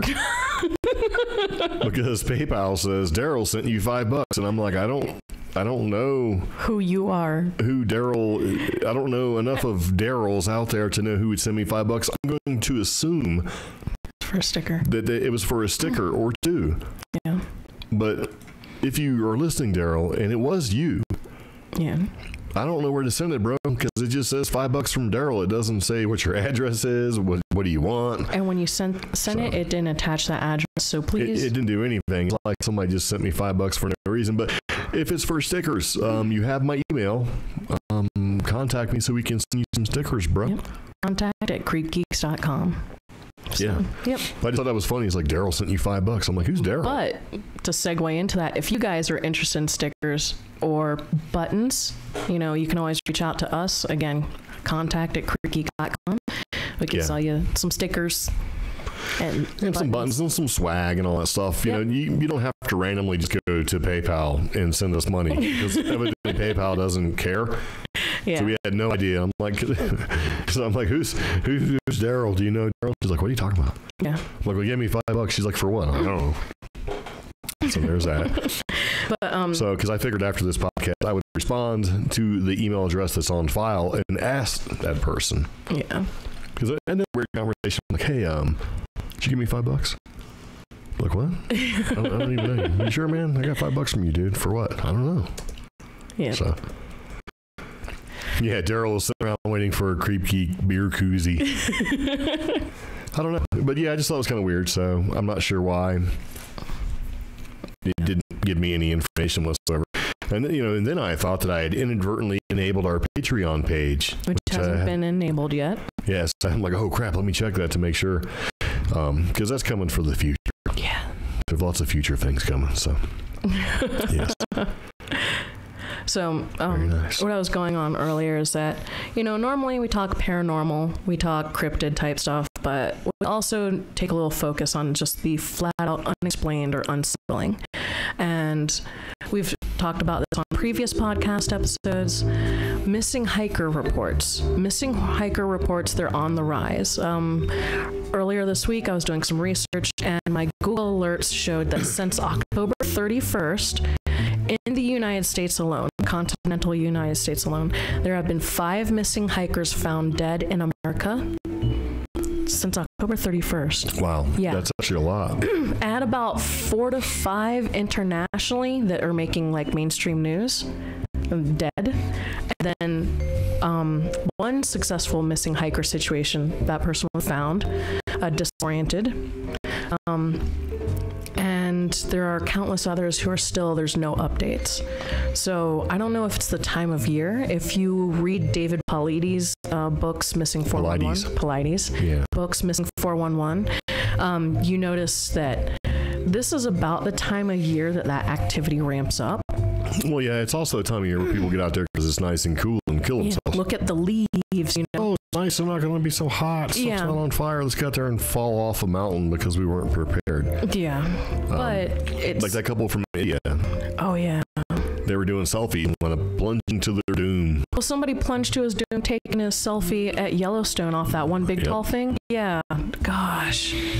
And then a week later, somebody else fell off. I think that was the Indian couple. Oh, yeah. So it's not good. Not good. But going with those missing hiker stories, this link is from CBS News that I'm about to talk about, but it's a mother's hunch helped save a hiker's life on the Pacific Crest Trail. A little premonition going on. Yeah, that's why I wanted to talk about this. Now, one of the characteristics about missing hiker or missing 411 is that the hiker kind of slowly can't account for what happens when they get lost. Yeah.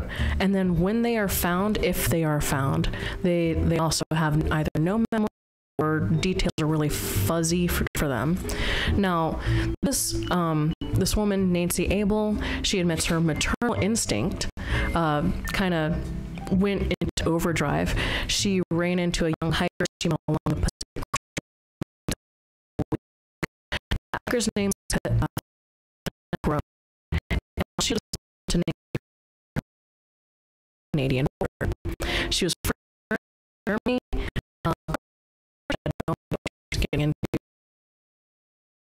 Australia is tough. I'm following somebody on Facebook right now, and it's a tough trip.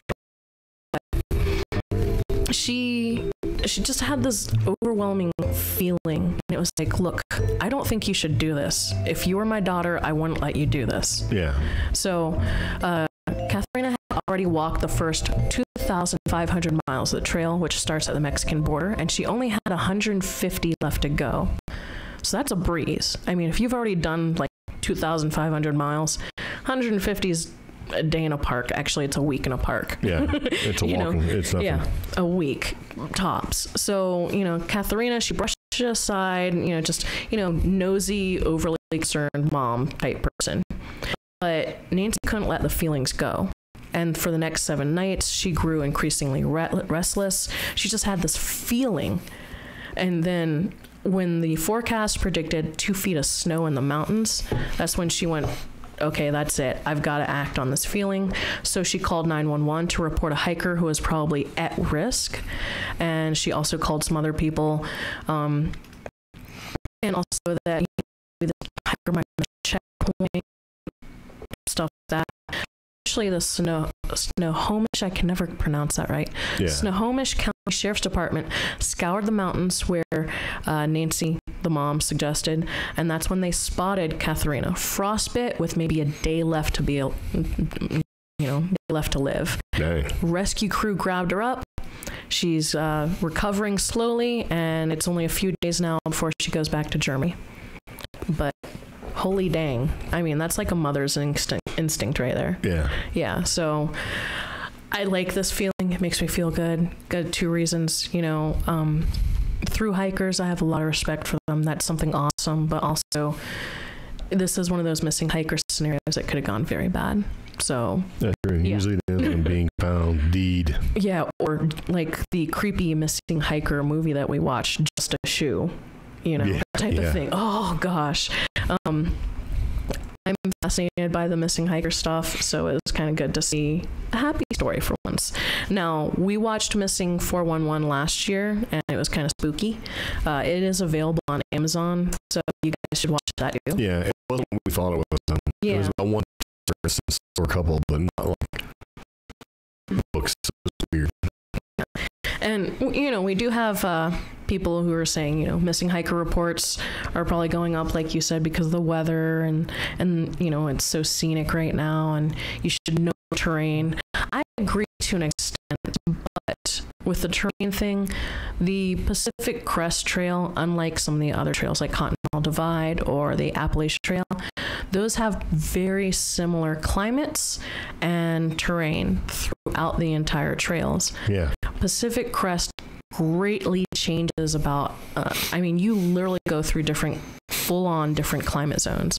We're talking Mexican border all the way to Canada, and it diagonals northwest straight into just, territory that many people have not seen their entire lives. Yeah. Same can be said when you go southbound. Most people have never seen true Sonoran desert before. So she already accomplished the first 2,500 miles. Yeah. I gotta agree with what Mr. Prospero says. Mm-hmm. You should know the terrain. If you're gonna go hiking and all that stuff, you should definitely know the terrain. Yeah, because it's not just a walk. That's what I consider hiking. It's like, okay, you're gonna hike a Pacific Trail or Appalachian Trail or whatever. You got to be prepared for something like that. Well, I agree. I follow someone who did the Appalachian Trail last year, and it was so heartbreaking for him because he literally broke his ankle about 150 miles from the end, and he was going south to north. Dang. So yeah, he was so heartbroken, and he tried to keep hiking. He tried to splint himself and keep going, and he made it another 30 miles. But you anticipate the train where it should be. The fact that this hiker was hiking so late, maybe she must have had some sort of delays. Because I don't know many people completing the PCT this late in the season. I don't know. Yeah. So it's terrain and weather. You're going from desert to snow. So, yeah. But happy story. Yay. What? Well, usually you hear about it after the fact, right? Mm-hmm. And I don't know. When we first got here, we were hearing about people dying in national parks and right off the trails. Yeah. Like at White Sands, they died. There was a French family. Yeah. The only one that survived was her son. And then, they went off the trail. We were there. We've been to White Sands. And they weren't that far, and they passed on the trail. There was an old couple that passed, and they were right off the trail. I remember there was I think it was either 7 or 9 deaths where these people just weren't prepared, but they weren't that far at all from a trail. And that was the thing. There was that one. Civilization was right there, I was following this one hiker who was actually very well known in Arizona, New Mexico, part of the Northwest. He was doing the Continental Divide Trail, and He had already done the Appalachian Trail, Pacific Crest. He's done the PCT. He's done a bunch of them, the John Muir. He's done all of them. So he's doing Continental Divide, and he just up and disappeared. And it took like 3 months, and they finally found his tent literally 12 feet from the trail. Yeah. Up near Taos. I was like, wait, that doesn't make sense. No, and see, that's the weird thing about the 401 stuff. Yeah. Is that these people will be found in places where it's been investigated, combed over like sometimes hundreds of times. It's like, how can you miss that? And you can't. And the thing that bothered me was that guy was so experienced. I mean, he had already done the AT, PCT, all those little abbreviations. He's done all those. Yeah. How did this happen on the Continental Divide? I don't know. See, I think there's you just have like the random stuff that happens because people aren't prepared. Yeah. And then I think you have the untoward stuff that happens that we still can't explain. Yeah. The same type of disappearances that happen, like, on every continent, like North America, South America, and they're not reported. Yeah. Like even Japan had a big surge last year of missing people, not just the whole suicide forest thing, but just in general, it wasn't reported. Yeah. I don't know. Was it 4,096 people weren't reported? It was, they remember the time frame when I think it was like from 2002 to 2012, 4,096 people missing out of our national parks, and you didn't hear anything about it. Nothing. Yeah. And it's like over that. It's like, oh, it's just not being reported. I think you would know. But then, you know what I mean? Because somebody's got to keep track of that kind of thing. I think they just deliberately. I think that if they said, hey, we lost almost 5,000 people in our national parks, you probably wouldn't go. Yeah. And well, like when I mean, there's places we're not going to go just because so many people want to have gone. Me and Pepper did La Luz this week. Earlier this week, we did a very long trail up into the Sandia Mountains in New Mexico, right here in Albuquerque. The Crest House was closed, and so was the Ranger House. They were both closed. I was actually looking forward to going in there, getting a sticker, and buying this. It's a mix. They make a pumpkin chai. It's not too bad, but I was gonna. Well, is it closed because they're doing it for the season? Here's the thing: the sign said "We'll be back" and had a date, and the date was like 10/26. Wow. And it said we'll be back at 10 a.m. 10 a.m. Sorry. And then the Forest Service station that's in there. Yeah. It actually has its own entrance. It was also closed with no sign. Weird. So I don't know. That's a very well accessed, very visited site. I mean, you can die on that trail. We've had about 4 people in the past 3 years die on it. Yep. So. Yeah, I don't know. I think with our national parks being less accessible, it's going to happen, and that kind of bugs me. Yeah. So. Weird. Keep going. You read something. Keep going. Why? Because I'm... Okay. If you must know, I'm finding a huge headache. All right. So we wanted to talk about... We've asked for... You made me tell on myself. Okay. We asked for some listener write-ins. Again, we want you guys to share your stories with us. Write in, call us. If you write in, it's going to be contact@creepgeeks.com, or you can actually call us, leave a message. Give your name, don't give your name, just let us know what's up. You can call us 575-208-4025. You may even get some swag. Yeah. So if we read your story and on the podcast. Now this story was actually submitted by our listener Helena. She contributed her creepy story, which she already got some swag. Yeah, we sent it finally. So now this story is: it was an evening in 1990. I came home from my after-school job and no one was home.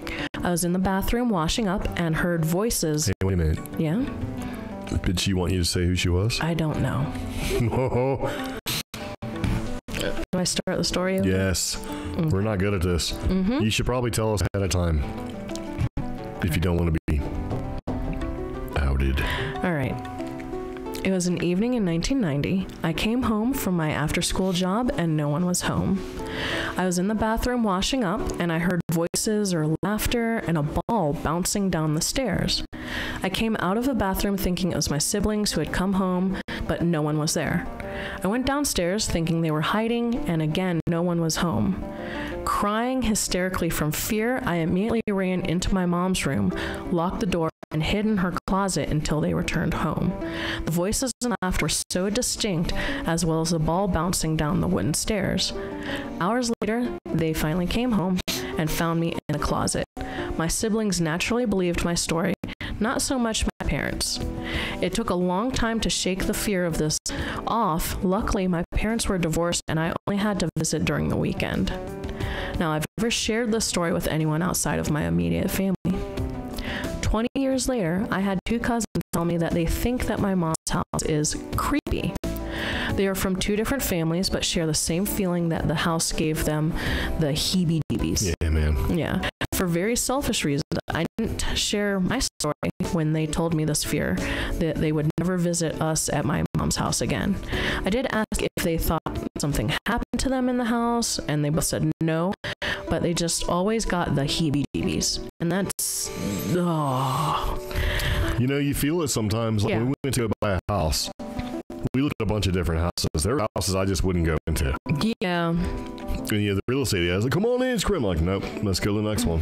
I don't even have to go in. What do you mean, man? I'm like, there's something wrong with this house. We're going to go. Yeah. Did you And it's get, like 4 of them. did you get that feeling off of the Gillis one? Yeah. It's just That's why we didn't, I'm like, I don't want this house, remember? And it fell through and we didn't get it. No, the old, bigger green one. Oh, that one? Yeah, I got a good warm feeling. It just needed too much work. Yeah, well, yeah. The feeling I got is that whatever was in that house was excited, like, yes, come in, you know. Yeah, fix me up. Yeah, like, it was like, you know what, it was weird. It was like a grandma kind of feeling. It wasn't, you know, weird. It was just inviting. Yeah, it just needed a lot of repair. Yeah, which kind of sucked because it had those steel countertops, like the old school. I mean, yeah. it was a huge place and it was relatively inexpensive in the grand scheme of things, but the house we wound up getting, which is in the same neighborhood, it kind of has a warm feeling too. That old man who used to live there, who did his thing in the garage, man, it's funny. In that place, when we moved into the house, since the old man that lived there before had passed away, they didn't clean out the garage because there was one man trying to clean it all up. And I went out to the garage and, you know, he was like, it's going to take me a while. And I was like, well, you know, I looked and I'm like, just leave it, man, because there was things to repair the house because the guy was a handyman. Yeah. And the way the house works, if you need something to make a repair in the house, you go out in the garage and you look for it. And then you can't find it. You go, man, I wish I knew where that door spring was. And then you just go away and come back and you'll find the door spring on the workbench. Yeah. I'm not bullshitting at all. Or it would be on the drill press. Yeah, it'd be somewhere obvious where you were standing right there and it's like, how can you miss? And the little thing goes on the back of the door and boing, and you hit it. And, you know, we rent a place out because we're in New Mexico to one of our friends. And I told him, I was like, before you go to Lowe's or Home Depot, just go in the garage and announce what you're looking for. And the old man will provide.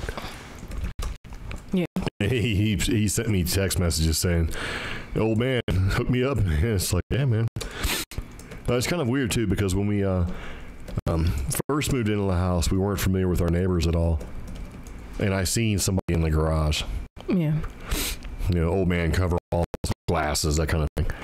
And so I go out and there's nobody there. And I just thought maybe it was one of the neighbors or something because, you know, these neighbors have known each other for 30 years, that kind of thing. Yeah.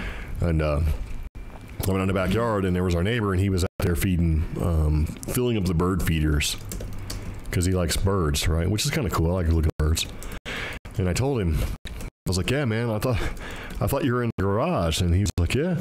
I said, but it wasn't you, though. And he goes, well, who was it? I was like, I don't know. So I said, but here's what they look like. And I described them. And my neighbor just got pale and walked away. Just walked back in the house and shut the door. And I'm like, oh, crap, I guess I made him mad, right? Yeah. It's like my first conversation with this guy. And then about a week later, I went out and was cutting the grass. And he came up and he said, hey, I need to apologize for just walking away like that. And I said, yeah, that's okay, man. You know, and he said, no, you don't understand. He says, you know, the person you described was the old man who used to live here. Yeah. Who died in the house. So I seen that guy in the garage. So it's kind of creepy. But the radio turn on. Yeah. Like radio would just funny. He didn't like rock music. Like he liked this easy listening crap. And you'd play this old garage radio, and then you go outside and you come back and it would be like playing the other station. Or you would turn it off and you come back and it's on. Yeah. Stuff like that. Whenever he was at the same time. Yeah, whenever he was working in the garage, because he restored really nice old Impala. Yeah. Yeah. And lights would turn on too. Yeah, lights would turn on. So they'd be on. You're like, oh crap, I didn't turn the lights off. It just got to the point where I'm like, I can afford a power bill. I don't care. So, but we would be watching TV and turn around and lights are on. Look through the sliding glass door and we'd see, oh, the garage, the light is on, the radio's on. Yeah. We don't see anybody in there. Yeah. Eventually you stop thinking somebody's trying to steal your stuff. Yeah. And you just say, oh, all right. See, I didn't feel bad about that place. Now, that place felt great. Yeah. The Deep Creek house, not so much. No, we lived off Deep Creek in Virginia, and that house didn't like me much. So, yeah. Oh, and then the weird bangs we sometimes hear. Oh, yeah. Bangs, stuff moving around, all that kind of stuff. Weird stuff happening with your computer.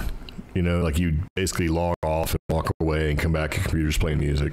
Or it's just stuff like that. Camera batteries getting killed. Camera batteries just being dead. So, when you're trying to make a YouTube channel and make videos, and I have a YouTube channel, if you go to YouTube and you look for CreepGeek, I've got over 9 million views and all that kind of crazy stuff. So making YouTube videos became a thing a long time ago. And you'd set the camera up, fresh charged battery, good to go. I'm going to record the video. Go to the bathroom and come back and your battery's dead. And you're like, this is a brand new camera. And yeah.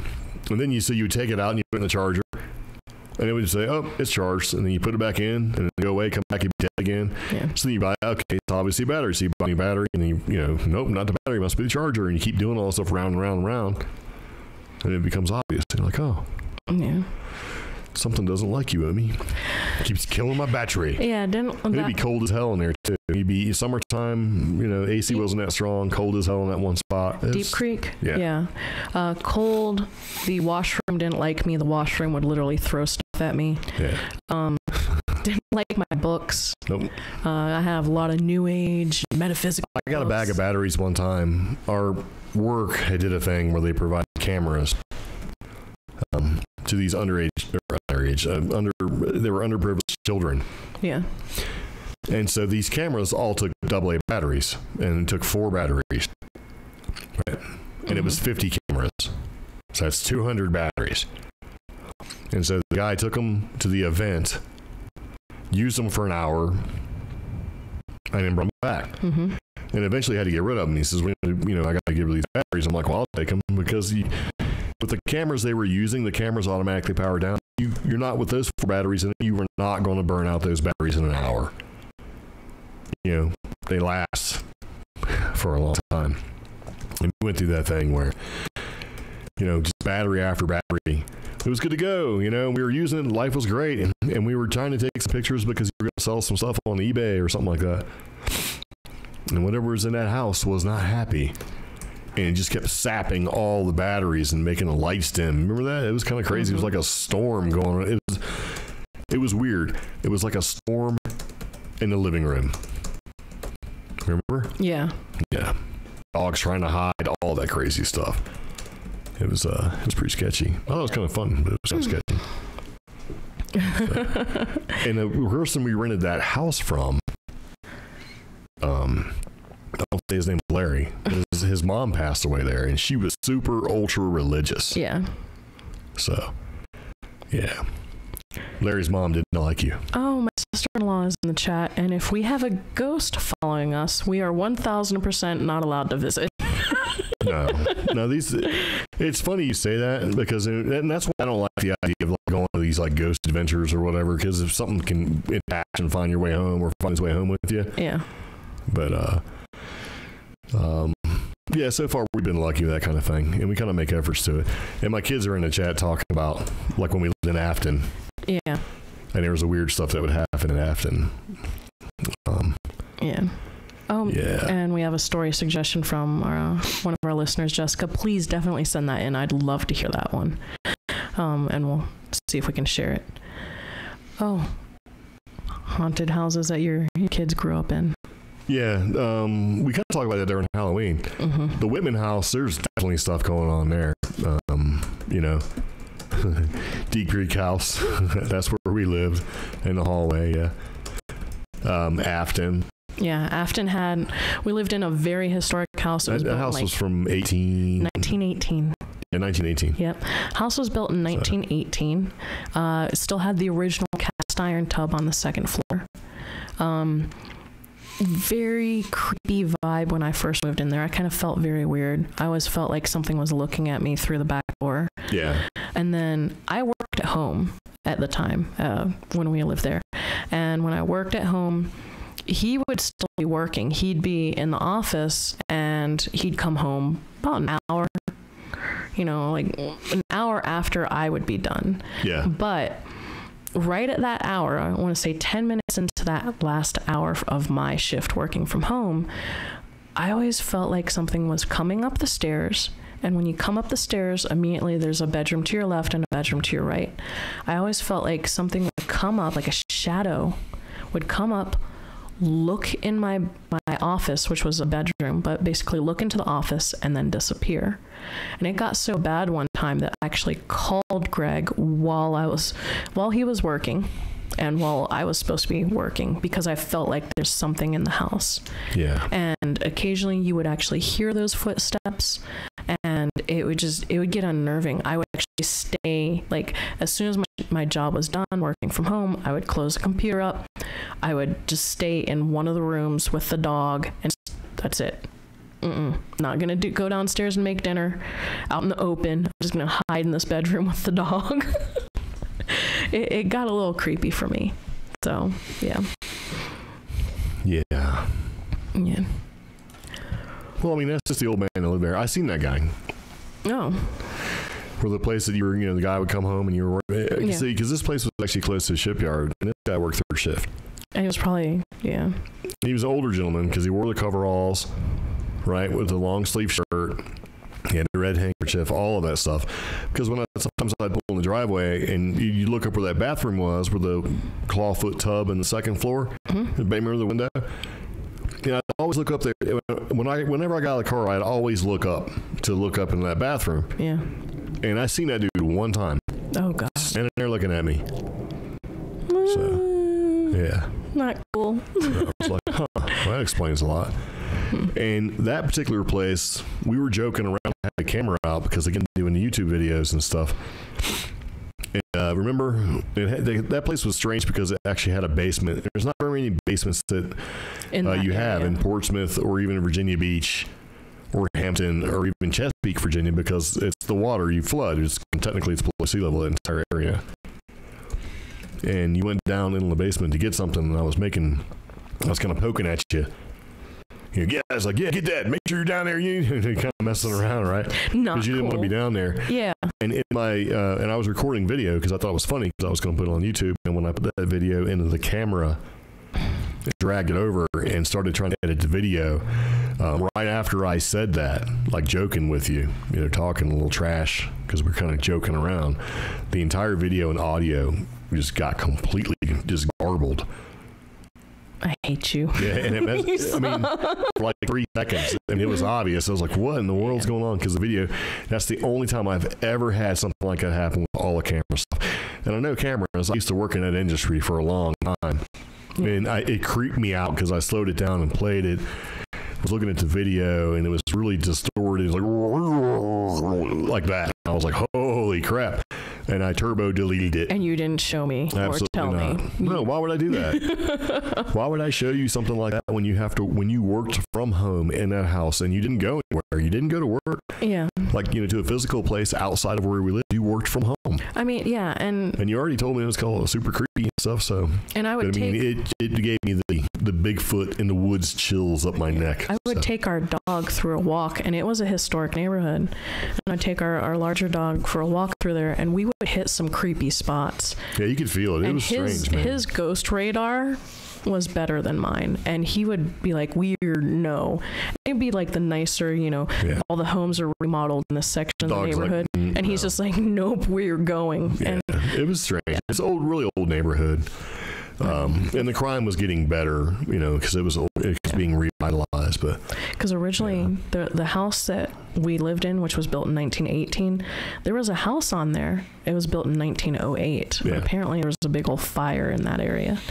So, 1908 for that whole neighborhood. Very old. Yeah. So, anyway, it's pretty cool. Yeah. So there you go. There's some, I don't know, there's some little scary stuff. Or weird stuff. You know, the funny thing is, in New Mexico, I don't really get those weird feelings because a lot of stuff I think around here is actually transitory, man. It passes through. Yeah. So it also lends itself to the type of spirit it is. New Mexico, this is one of these places where, you know, I won't buy antiques or anything from this area. It's just something's, you can tell, something's off, man. Yeah. So, and we've gone through and done like a crazy purge to get rid of a lot of stuff. Yeah. That, you know, when we first got here, you know, you kind of collect this, you know, like sort of the relics of the Great Southwest, right? Like we've done a huge purge because we've gone through almost a 2-year cycle of just bad thing after bad thing after bad thing happening to us. I mean, I picked up a bunch of cute, like, old photograph, like, tin-type things. Yeah. We had that weird painting for a while there. Just a lot of old vintage stuff. Like, I had a hiking book from, gosh, like the 50s. Nope. All of it gone. Not bringing it anywhere with us. Not keeping it, not holding on to it. Yeah. Yeah. A good tip from one of our listeners in the chat, Caitlin, don't buy things that smell like sage, because that means somebody tried to smudge it and it didn't work. Yeah. And I'm laughing because I've been there. Yeah. So, yeah. Yeah, it's just, you know, kind of one of those things. I mean, we're kind of going off on a little bit of a divergent there, a little tangent, if you will, but yeah, I don't know, man. Something about New Mexico is kind of weird. I mean, New Mexico has its own thing going on. I feel like I said, like things are transitory here. But yeah, no. Yeah. It just, crazy, kind of weird. There's a lot of weird. Plus, we've heard stuff, too. We've gone camping where we're the only one and we hear stuff. Yeah. But we don't pay attention to it at the time. So that's the thing. If you're not paying attention, it was great. But when you do pay attention, you're like, wow, this place is nutty. So, I mean, I get it, the things carry on the wind, but sometimes, man, sometimes it's like not just the wind. Today, on our walk, things were carrying on the wind, and Pepper kept stopping and trying to figure out what they were. Yeah, I mean, she was doing the full smells where she's like, I smell the butt of another dog. No, because it was on the wind, and my biggest concern is coyotes this time of year.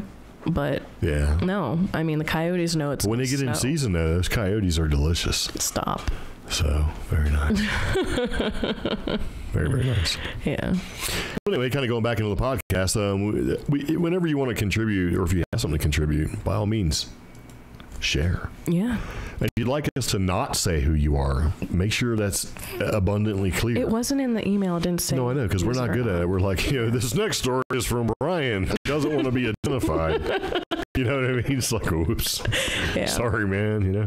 It reminds me of this little clip I seen where it was something on HBO. I can't remember what it was, but it was like a skit show where they did like little clips, and they were like, you know, and our they were talking about a whistleblower. Whistleblower turned in a company. You know, his name is Brian because he doesn't want to be identified. That's not his real name. His real name is, and then they move a little thing out of the way. Yeah. It's because he's sitting there in the dark, right? And they flip the lights on, and he's looking because he was testifying against the mob or something like that. You know, and they just kept on going with it. I thought it was pretty funny, but like, oh, that's not his real name. His real name, you know, yeah, because he wanted to be identified as, yeah, that kind of thing. So. Yep. Very nice. Yeah. So, there you go. Keep talking. What are you looking at me for? I'm over here engineering stuff. Okay. I was just wanting to know if you wanted I'm just surprised that our live stream has gone as long as it has, considering it seems to be buffering every half a second. So, I'm just hoping that the audio recording is much better. So, usually we do a rant, and Greg, you know, contributes to the rant. But... Oh, it was okay to read her name, so. Well, that's good because. But the rant today for the CreepGeeks podcast is actually from me, and it's just because this just was creepy, not in the paranormal, scary way. It's just creepy, and this is Dutchman 69 seeks to age change to 49. Yeah. And this has triggered a lot of conversation on social media about Like, I don't identify as a 69-year-old man. ageism and what you identify as. Yeah. But this self-styled positivity guru Emil Radelband thinks age is just a number, and his is a number that the Dutchman wants changed. So the 69-year-old TV personality has asked a court in the Netherlands to approve his request for a new birthday that would officially make him 49. Nice. Now, I'm not going to read the whole article, but basically, he's claiming that he has bias and discrimination dealt with him, not just with meeting people, but on Tinder, and then, and then... So he needs to get better his odds on Tinder. So he starts to talk about Tinder, but then no matter which article you read, he immediately changes his conversation from Tinder to, and a bank loan, because I'm too old for a bank loan. And I'm sorry, I don't care. I mean, yes, he doesn't look that old. If you look at a photo of him, that doesn't matter. You are 69 years old. Act your age. Deal with things with grace. Well, he is. He's trying to act his age. He thinks his age is... Well, I am... How old am I? 49. I'm close to 40. I'll show you. Yeah. He looks like he's 60-something to me. Well, he looks like, he's 69. So. And my thing is, he's like, if I go on Tinder, then I get women from 68 and 69 when women are there. So he doesn't like his selection. Yeah. So, I mean, I would like to help this guy out. So what he should do is he should just create another profile. It's like, go to Gmail, get a new email address. Yeah. And then go and create a new Tinder profile. And then there you go. You can put that you're 49. There's somebody in this article. Done. The same last name as Dirk. That's kind of cool. Maybe it's relations. But, there's somebody, an expert in here who specializes in human rights and gender issues. And they say age discrimination is a problem, but it is different than the issues involved in reassigning gender and all that other stuff. Ageism is something different, and it's something you have to deal with, and hopefully we can make things change. But well, how dare that person, just basically belittle this man's issue? How dare him?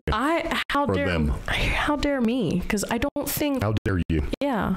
I'm sorry. You should not belittle this man's issue. He is trying to get a court to allow him to be predatory and not predatory. Yeah. He wants younger girls on Tinder. He wants younger matches on Tinder. He says, I don't want to lie. I want to be myself, so don't force me to lie. Well, you are 69 years old. No, he thinks that his human age is different than his born age. Oh, jeez. He says, I'm as good as a 49-year-old biologically. I should be able to be treated as such. I think this is going too far. I think that we should, I don't know. So. Yeah. Oh, and he's claiming that the Dutch government could benefit if they were to accept his age demand. Yeah, because they have to pay so much taxes that they make more money from. And he'd be happy to forfeit his monthly pension of around $1,370. Over the 20 years he wants shaved off his age. Nice. Oh my gosh. This is ridiculous. We'll know in a month. We know exactly why. We know because he wants younger Tinder matches, and that's just creepy on a whole different level. And that makes me mad. See, people are agreeing with me. Predatory. Is it though? I mean, yeah. He's trying to hook up like a 50-year-old woman. Yeah. These aren't kids. 50-year-old women, all... I mean, if it's a 50-year-old woman looking for a 50-year-old man, she comes across this guy, and he looks like he's 50. What's the problem? Okay, that 50... They are above the age of consent, Omi, by seriously 50 years. That 50-year-old woman is expecting to at least have another good 20 years with her potential partner. Hold on now. So you're saying that it's the deception is what you don't like? Yeah. Have you ever seen women put on makeup? I wear very little makeup, and don't be defensive. I'm not playing football here. I'm just saying the deception is there. Yes. And it's something that all males have to deal with. right? Yeah. And females and everything else. You know, it's like, oh, so we've seen those videos. Yeah. Where you have like the... Oh, you have some disagreement in the chat. Who is it? It's probably a girl. Is it a girl disagreeing with me? So let me see. It was like, Yep. where? Caitlin, I got sage and candles. Caitlin says the makeup thing is different. How is the makeup thing different? You're making yourself look like the best you possibly can to attract somebody. Some people wear deceiving sunscreen. them. Some people wear sunscreen. Some people have better skin. I fully agree. Some people, it's sunscreen. This is not like sunscreen. You're going to put on the fake eyelashes, the fake cream, fingernails, the foundation. And you know what? I don't fully lipstick, support some of those people. Eyeshadows, all of that stuff. See? I like how the ladies are getting all worked up. Like, See? Like me painting my face is not deception. I kind of think it is. Oh, a good point. Oh, here we go. Because women are supposed to have fresh, smooth, unmarred skin. Meanwhile, beards everywhere making chinless wonders look like a mountain. Hey, this guy has a chin. So everybody's like agree to disagree. So, I think it's wrong. I don't think he should be deceptive. think it goes both ways. I think the man looked pretty good for being 49. Okay, so for this one man, we're going to let him change his age if you want all women to stop wearing makeup? No, you can't put this on me. This is your rant. I'm not the one who has to make the decision here. I'm just saying that we act like people can't make decisions. Anyone in good conscience. Oh, it's deception. They're not going to be able to tell. Yeah. They can't make a decision. The people that I'm sure are going to be involved in this are old as hell. Yeah. I think they'll be fine. But here's the thing. It's one thing to look at a person's profile online or social media or Tinder or whatever and go, wow, she has a lot of makeup on. You can obviously see that. This guy is asking for his government ID as well as how he is presented online to be in black and white, meaning in text, be something that it's not. Well, yeah, because he wants to make it legal. I have common sense to go. Well, there's other people out there that want to do things like change genders and all that stuff, and they want to be black and white in text, make it legal. Mm-hmm. This is an age thing. Hold on now. You got people that want to be identified with different genders and everything else. This person wants to be identified as a younger age. Mm-hmm. So what's the difference? Age is different than gender. How is it different? If you look at it, it's the same sort of thing. If you replace the word age with gender or take them out, what's the difference? People who do the gender thing go through hormone therapies, surgeries, things like that. Well, they can, but they don't have to. There's nothing to reverse aging. I don't know. You got plastic surgery, you can put makeup on, you can shave a beard and look like decades younger. If you got a beard and you shave it off, if I shave off my mustache, I look like I'm 22. Here's something. That's for special occasions, though. This person has a solution, and that is if he wants to be a younger age than he actually is, then he has to wear makeup. So okay, maybe he already does. He is a television presenter, so I'm sure he wears the makeup every day. Yeah. So there you go. See what happens here? You open the door and all sorts of weird stuff comes in. I think you shouldn't be an age hater. I think you just don't like old men. Yeah. Who am I? I'm vintage, an old guy. So, and if I could grow a beard, I would. I'd grow like one of those crazy beards. I'd put stuff in it too, like Legos or beads or something. Yeah. Yeah. Oh, there you go. Adding cosmetic adjustments doesn't change the number on my ID. I don't think you should be able to change your age. Well, there are a lot of girls out there who wear makeup to appear to be older. Who? Huh. Every 18, 19-year-old girl trying to get into a bar? Act like you don't know. Nope. So, yeah. I hear where you're coming from, and I understand your point of view. I think it's just kind of funny because you're getting all worked up, and honestly, I could give a shit less. If I were a single 50-year-old woman, I think the guy's silly. That's it though. He's not going for a 50-year-old woman. He's getting mad because on Tinder he gets 68 and 69-year-old women. Well, yeah. So, look at the guy. And he probably wants those younger women matches. Well, yeah. He's pretty. He probably wants. But if I were a single 50-year-old woman in the Netherlands and I got matched with this guy, I'd be mad. Well, first off, you're on Tinder. And I'm sure there's this little asterisk somewhere. It says your results may vary. You know? Because I'm expecting, if this person turned out to be a potential permanent fixture in my life, I'm hoping for that extra 20 years. Well, at this point, I have to say it's buyer beware. So you need to do your research. So you're saying your mileage may vary, and your results may vary. All those disclaimers you hear in the bottom of everything. So you're saying he's a Honda Civic and somebody's turned the mileage back. Could be. Oh, God. Could be. Can't even with you. Hey, I'm saying you just buyer beware, man. It's up to you. Because when these people come back and go, I can't believe I didn't do any research at all. I've been doing this person. It's like, oh, man, I'm so sorry. I'm not. If you go out there and you buy a car and it looks pretty on the outside, right? Mm-hmm. But it's beat to pieces and the engine's wore out. Maybe that little bit of smoke in the tailpipe you should pay attention to. You know what I'm saying? That's not buyer beware, man. Do some research. Your mileage may vary. You're making me so mad. I know. Stop. Let me play some angry music for you. You turd. Yeah. You know what? Everybody in the chat is pretty much. You can't say everybody. It's like girls. You're only talking about like 4 girls that are on your side. Mm-hmm. The dudes that are in the chat are not saying a thing. Prospero just said something. What did he say? I'm 56 and the cashier at my supermarket keeps asking if I qualify for the seniors discount. Well, is a senior discount at a different age in Canada? I don't know. That's a good question. Because I'll take it. You want to give me a senior discount?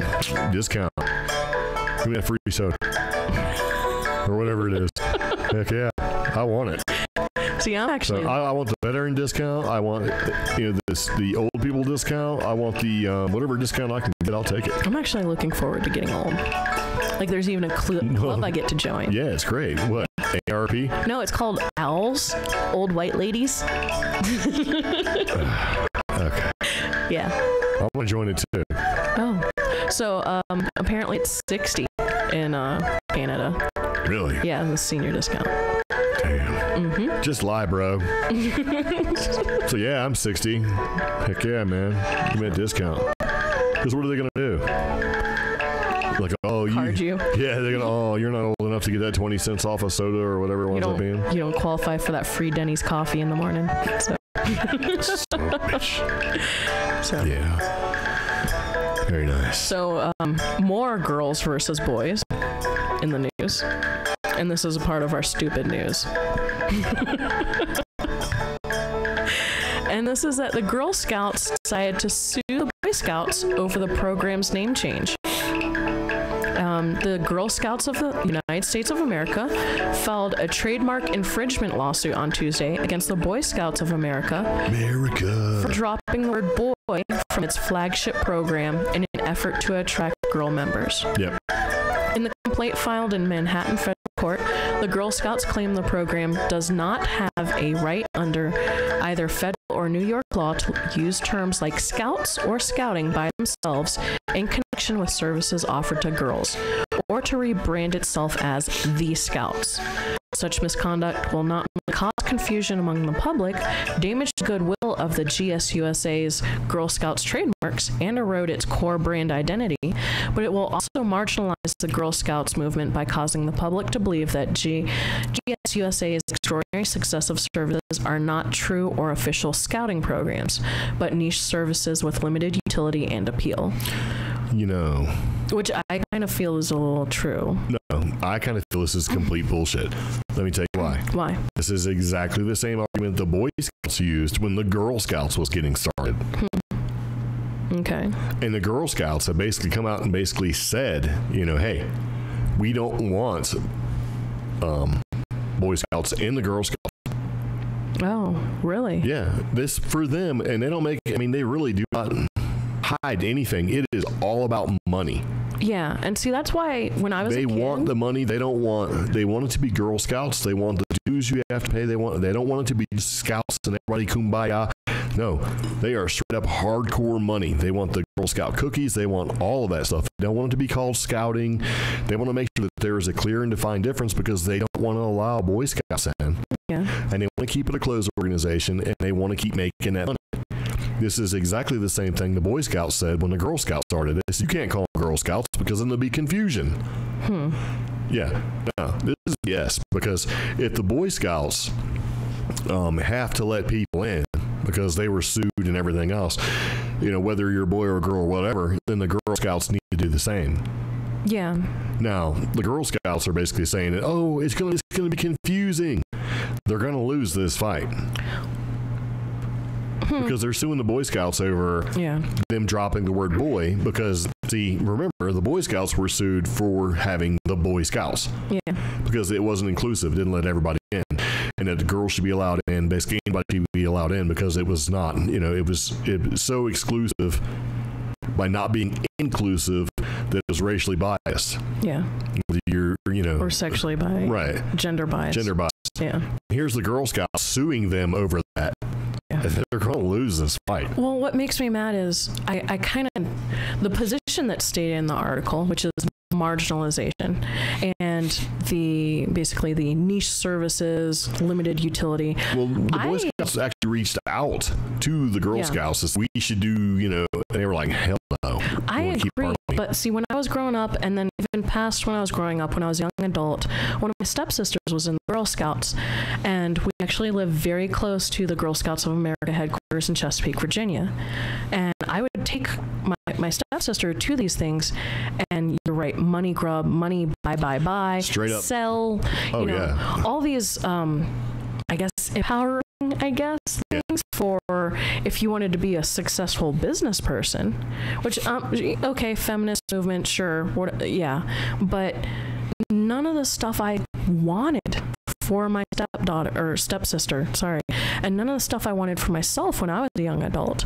There wasn't going out into the outdoors like the Boy Scouts did. There were no monthly fishing trips, monthly camping trips. There's none of that. Right. I was in Brownies for maybe 2 or 3 months. Well, that's just and we never went anywhere. They changed all of that. And that was in the 80s. It used to be that way. They tried to be as close to the Boy Scouts as they could. Yeah. So that they could go do all that stuff. But even I have a the Girl Scouts organization changed all of that. I have a 1940s Girl Scouts manual that I got off eBay, and I was reading through it. There's 3 chapters devoted to camping. All the rest are devoted to marketing, creating a good household, businessy type stuff, home ec, that type of thing. 3 chapters. And that was always the division I had as a girl who wanted to join in and have friends who liked the outdoors. I couldn't join the Boy Scouts in the 80s. Right. So the fact that now the Boy Scouts, because they were sued and because times and culture have changed, they are trying to be more inclusive. The Girl Scouts punishing them with a lawsuit, whether it's frivolous or going to get thrown out or not, it's punishing in the public image sense to me. Well, here's what it says. The lawsuit seeks an injunction against trademark breaches and monetary damages.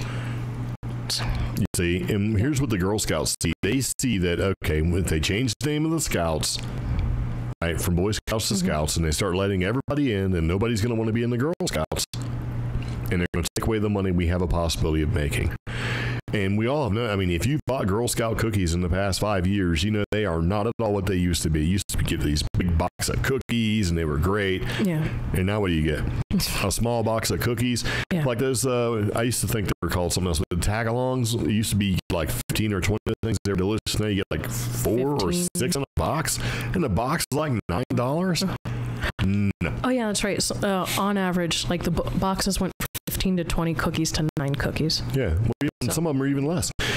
And so, they want to keep that money. And it's for them, it's all about the money, and it's not about the girls at all. So, and see, the Boy Scouts have already started admitting girls into the Cub Scouts, and Scouts BSA started accepting girls this year. Yeah. And see, we have some people in the chat This saying, is a direct threat to the Girl Scouts. Yeah. And I think personally, good. Because I had 2 daughters, right? Yeah. And they didn't, they couldn't go, if they wanted to go camping and all that stuff, or go out and go fishing, they weren't, Girl Scouts, they didn't want no part of it, especially in Virginia Beach, like you were saying. And see, they didn't want to do any of that. One of them saying that, one of them in the chat is saying that, it wasn't like that for them and their Girl Scouts. And see, that was the thing. Depending on where you lived, Cookie Mafia. your Girl Scouts of America or your Boy Scouts of America groups were influenced by the overall attitudes by the adults that ran the organizations. Yeah. Where I grew up, it was all about home ec and being professional, like grooming girls into being professionals in the workplace. Yeah. Well, like Brittany was trying to do it in North Carolina when she was pretty little, and they weren't scouts. Yeah. They were like, oh, making, makeup. If I remember correctly, it was not. It was like, let's stay at home instead of let's go out in the woods. And see, that disappointed me. I wanted groups that would take me camping. Well, no, I understand. I'm talking about Brittany. Yeah. It was the same thing. And yes, the mothers get competitive with the selling as well. Absolutely. It's terrible, man. Everybody in our chat who's complaining about the Samoas, that's because they change the ingredients. Yeah. Yeah. Per recommendations from Michelle Obama. She can kiss my ass messing around with the Samoas. Seriously. Yeah. And I mean, who are you to tell me what I can eat and not eat? Why would you want to change something that was so good because you feel like you need to go out there and make a name for yourself? Well, how about you help some veterans organizations on this Veterans Day? How about that? The fact is, those cookies were super tasty, and now they're not. It's just one more thing that's getting wrecked in my lifetime, and I don't like it. Yeah. And Keebler does make some good ones, and Walmart, surprisingly enough, makes a pretty decent knockoff too, man. Yeah, select Walmarts have knockoffs of all the cookies. Yeah, like Coconut Dream is very influential. Yeah, they're super Their tasty. tag along is amazing. Yeah. And where I grew up, when I was a little bit older, I grew up in Navy housing. My neighbors were Filipino, and I thought tagalongs when I seen that box were Tagalogs. Yeah, me too. They spoke Tagalog, right? That's what they spoke. So, and I knew a little bit because they were really nice people, lovely people. They lived next door, and like when the dad would go out to sea, I would cut her grass, the neighbor's grass, and all that stuff. Kind of keep, because we were attached. We were in, the Navy housing. They had big houses that were split down the middle, kind of like a duplex, right? So I would cut the grass. I would just keep on going around and cut. That's what you did. I cut the grass, I cut the bushes, I did all that stuff just to make sure that her and her two daughters didn't have to worry about it because they were really little kids, and it was a fair exchange. I would make sure they didn't have to worry about it, and they would, pants it, lumpia, little on the stick things. Oh yeah. It was a fair trade. God, I haven't had a good lumpia in a while. Yeah, and when he come back from sea, he'd come over to the house and he's like, "Oh, thank you very much for coming." I'm like, "Hey, no problem, man." And then have the picnic. We're a big family together, and he would just, come on over, man. So me and my brother would go over there. But yeah, it was. I thought it was kind of funny, and then somebody said, "What are you calling them?" And he's like, "That's tag-along, man." I'm like, "Are you sure?" He's like, "Yeah." And he started laughing. He's like, "Yeah, man, this ain't Filipino," because he was a Filipino. He's like, "No, dude, that's not what that means." I'm like, "Oh, really?" And so we grew up in the same neighborhood, so he knew what I was talking about. So since being here in New Mexico, only once, an entire couple of years we've been here, I've had decent pancit and lumpia, and it was at a potluck when I worked at that one call center. Yeah. And that was because the girl who brought it in, her I guess her boyfriend, they were both part Filipino. Yeah. Yeah, like it was cool because she was like half Native American, half Filipino. I'm like, that's a cool mix. Great food from both cultures. Yeah. So, yeah, I miss lumpia and pancit. Yeah. So bad. Ooh, Dockside has lumpia, so next time we go to Virginia. Ooh. Yeah. Yeah. Very nice. Yes. So anyway, run off a little bit of a tangent there because I forgot what we were talking about. The Girl Scouts, Boy Scouts. Yeah, that's my stupid news. It's purely... It's all money motivated, man. Yeah. So. And the reason it's stupid news is because I think it's money thing. It's also why can't we work it out? Because it's money. It's an organization. They're not nonprofit, man. They want to make money. My vision of Scouts should be something that focuses on growing yourself and bettering yourself. Me, it's through the outdoors. For other people, it might be something different, like community outreach. Yeah, and it's not community outreach anymore. It's selling overpriced cookies. So yeah, basically. Yeah. And they could have been smart about the whole thing and made a distinct difference. Yeah. And played up to that difference. Where girls can be girls or whatever. I don't know. I have no idea, but. Yeah. But it kind of is what it is, and it is money. That's about all that it is for us. So there you Okay. Bastards. Money, money, money. So do we have anything for binge-worthy? Nope. Or a tech deal? Nope. Okay. I will say... Nope. Because you wrote the podcast this time. I didn't think about it. So... My mind has been taken. I'm going to make it... I was going to announce. Well... I'm not going to... Wait, I got to find some announcement music just in case. Announcement music. I don't have any announcement music. Never mind.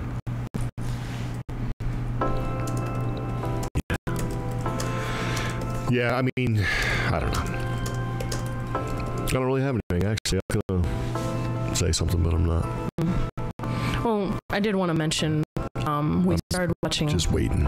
Goliath again, season 2 of Goliath. Yeah, Goliath's not bad. I like this show. And we watched a really good indie movie called Alienators, and that's on Amazon.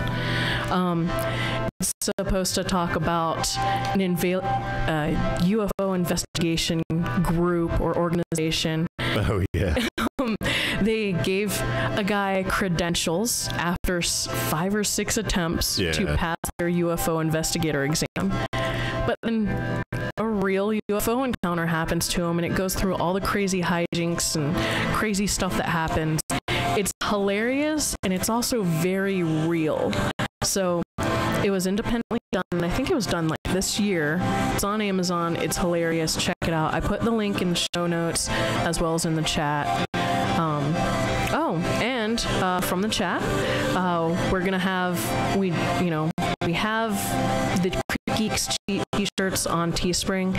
If you get your shirt and you love it and you want to show some pride, tag us on Instagram at us or whatever. Tags work too.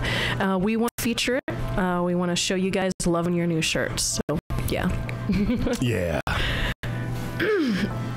And pretty much that is it. We do want people who have tuned in for the YouTube broadcast to like this video, thumbs up it, comment, subscribe, hit the notifications button, the little bell, so you know when we go live. Yes. So join the CreepGeeks Facebook group. CreepGeeks Facebook group, that's where we get show ideas. Most of the show is actually from our group. It was this time. It's not where we get all of our ideas from. It's kind of a rare thing. But if we have a good one. Yeah. No, we don't. Just go on Facebook, type CreepGeeks Facebook group. Also, CreepGeeks podcast, like the page, so you can get notifications as well. You can find us on Instagram. That's CreepGeeks, Creep_Geeks podcast. You can find Greg at CheapGeek on Instagram and on YouTube. Yeah, and I just want to say something about that. It's blown up. Mm-hmm. The CheapGeek Facebook page is getting huge. Yes, it's over 3,000 likes. So, yeah. So there you go. You can always check that out. So if you want to find like humor and stuff and funny stuff and stuff, there you go.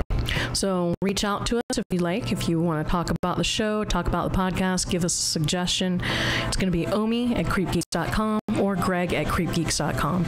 If you have a business inquiry and you want to sell your haunted sausages on our podcast, reach out to us. We're friendly, we're very reasonable, and we love supporting small businesses. Send that haunted sausage message to contact at creepgeeks.com. Put attention Greg or Omi. Haunted sausage. We don't know. We might feature you as a commercial on our show. Just, I like that. you know? And don't forget who's been serving San Antonio with fine meats for over 35 years.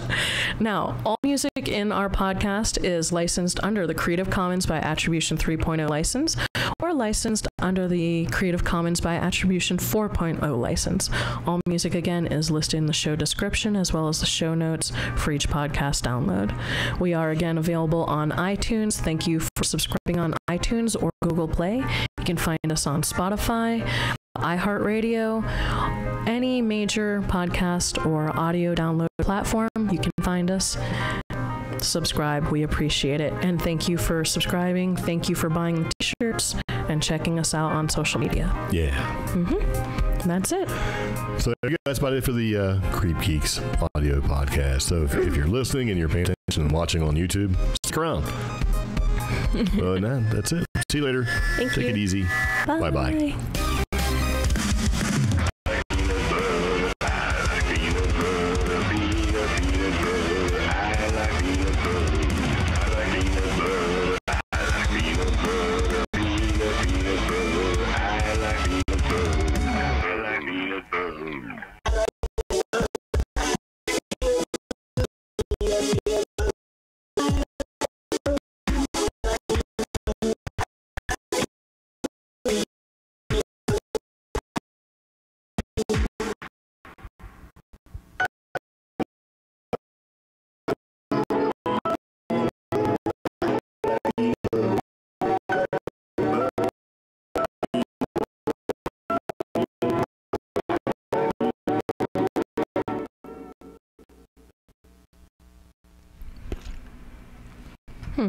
Hello. Hi.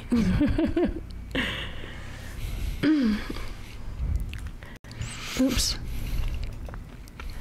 Is anybody still I like there? peanut butter. I like peanut butter. Peanut so effing hungry. butter. Peanut butter. Chicka. Chicka chicka. Chicka chicka. Chicka chicka. Chicka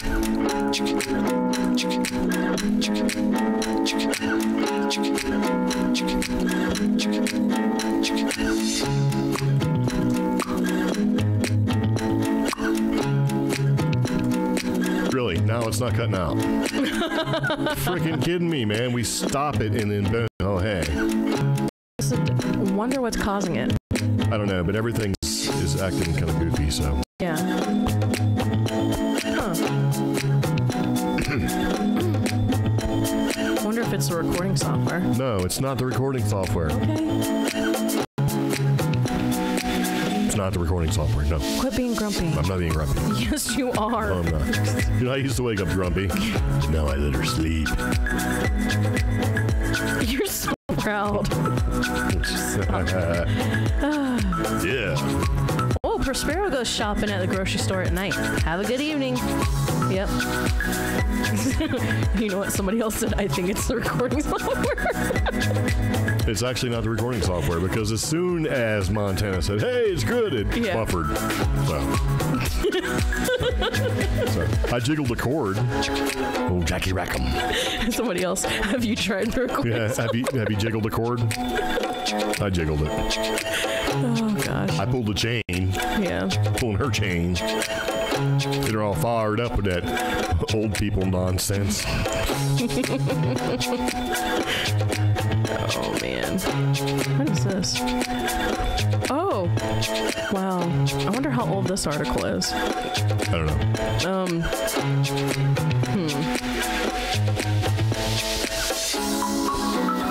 It could be the recording software. I just saw an article. Have you tried the recording software? I just saw an article. Fish shop shut down for using googly eyes to make fish look fresher. Oh, yeah, I seen that one. I think that shit makes the fish look psychotic. I wouldn't eat any one of those things. Nope. It's so bad.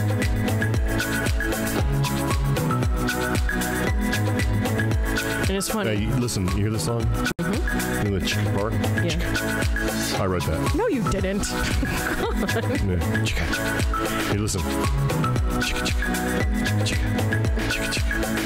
Chicka. That was me. You're just killing me. I wrote it. You're killing me.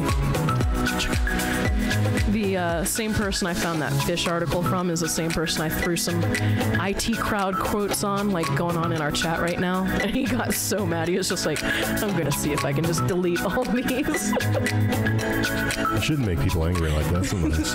It's like intentional. I'm in a hiking group where we just basically rag on each other and troll each other. It's great. Yeah, because, you know, you hikers, such a cool group. We are. You guys are walkers. You know, the only thing is better than that? What?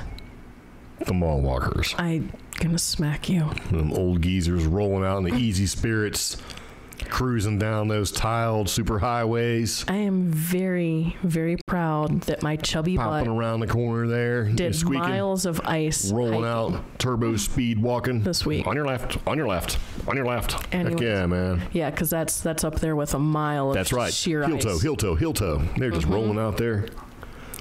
Hips a creaking. Anyways. Nice. Totally different walkers. Yeah, they're a little bit older. Got the hair all done up. 69, trying to be 49 and rocking them shoes. Meanwhile, I'm dealing with 30 mile per hour Hey. winds, mountain lions. We all make our own choices, right? I slid like 10 feet. That was fun. Yeah. Yeah. Wouldn't happen in the mall where it's safe. Where it's boring. You blow around through there again. Get all them deals at Bath and Body Works. Ugh. Nice. I don't like Bath. Then when you're done, you get a super sweet, overpriced coffee and possibly a semi-stale pretzel. Because that's Or, a sense of accomplishment. If you really, you deserve it. Busting out 4 miles in the mall, that's serious business. And see, there 4 you miles. go, Cinnabon. Yeah.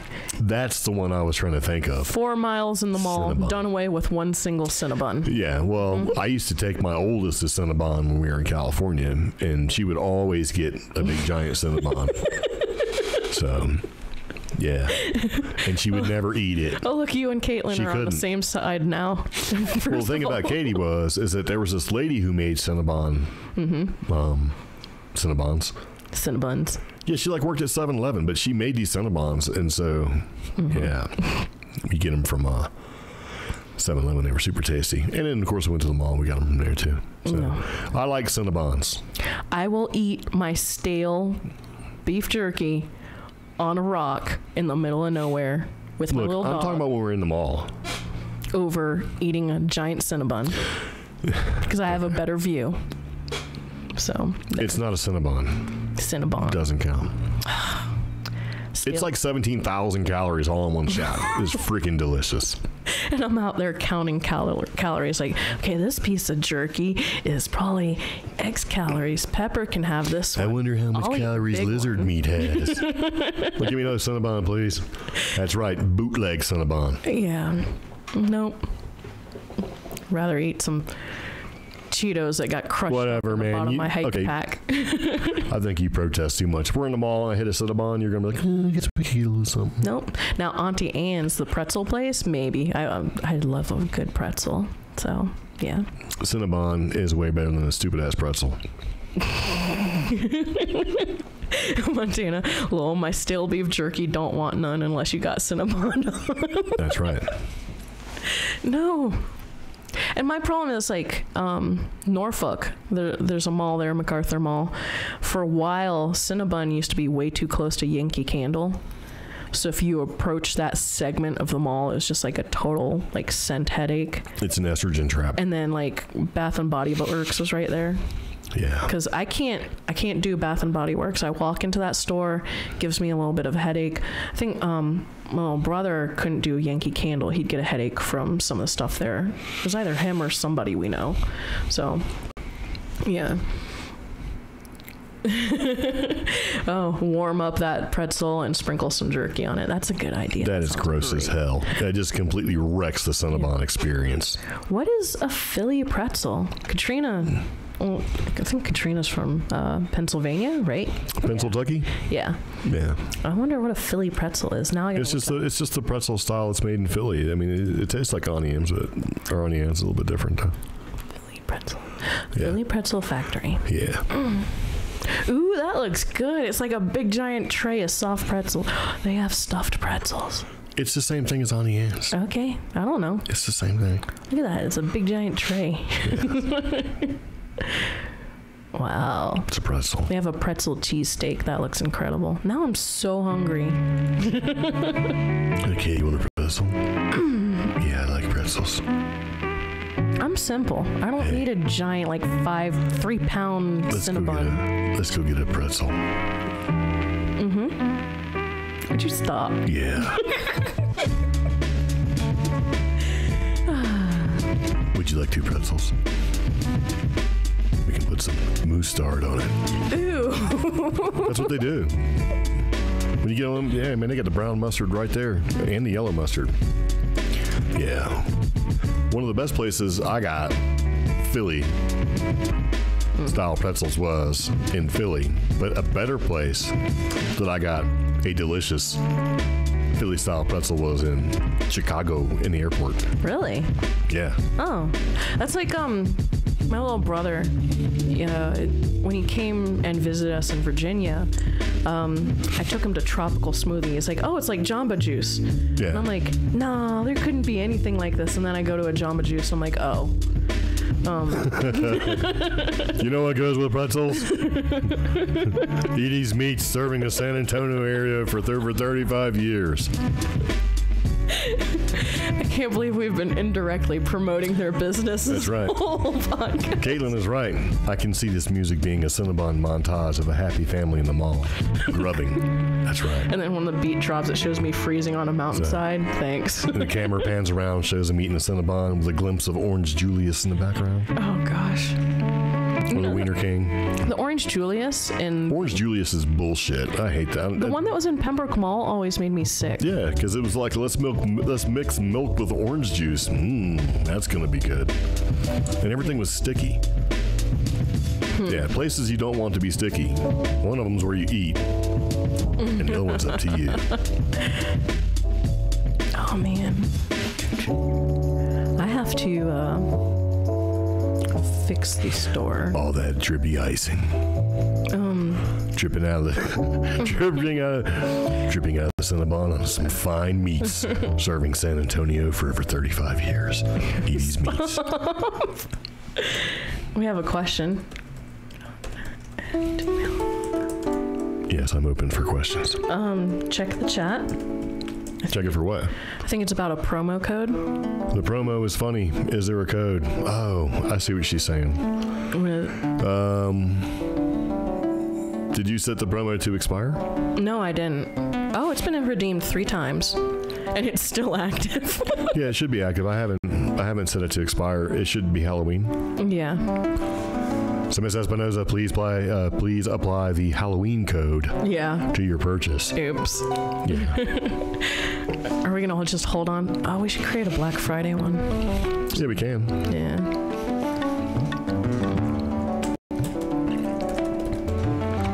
That was not a white chocolate dipped piece of beef jerky, Caitlin. That was a white chocolate dipped piece of thick cut maple smoked bacon. Oh, yeah. So, how dare you? It was really good thick cut bacon. It's not that thin stuff that you use for every breakfast. It's the expensive, 1/4-inch thick. Didn't I make that for Christmas one? Yeah, that was one of my Christmas presents. I ate them all. I gotta be honest with you. I paid the price. Yeah, it's funny too because I like maple bacon, but I can't do it. I can't do it anymore. Like all those maple bacon donuts, just can't. Not even. So. Yeah, I gotta start doing promo codes for the Teespring store. So. Yep. Okay.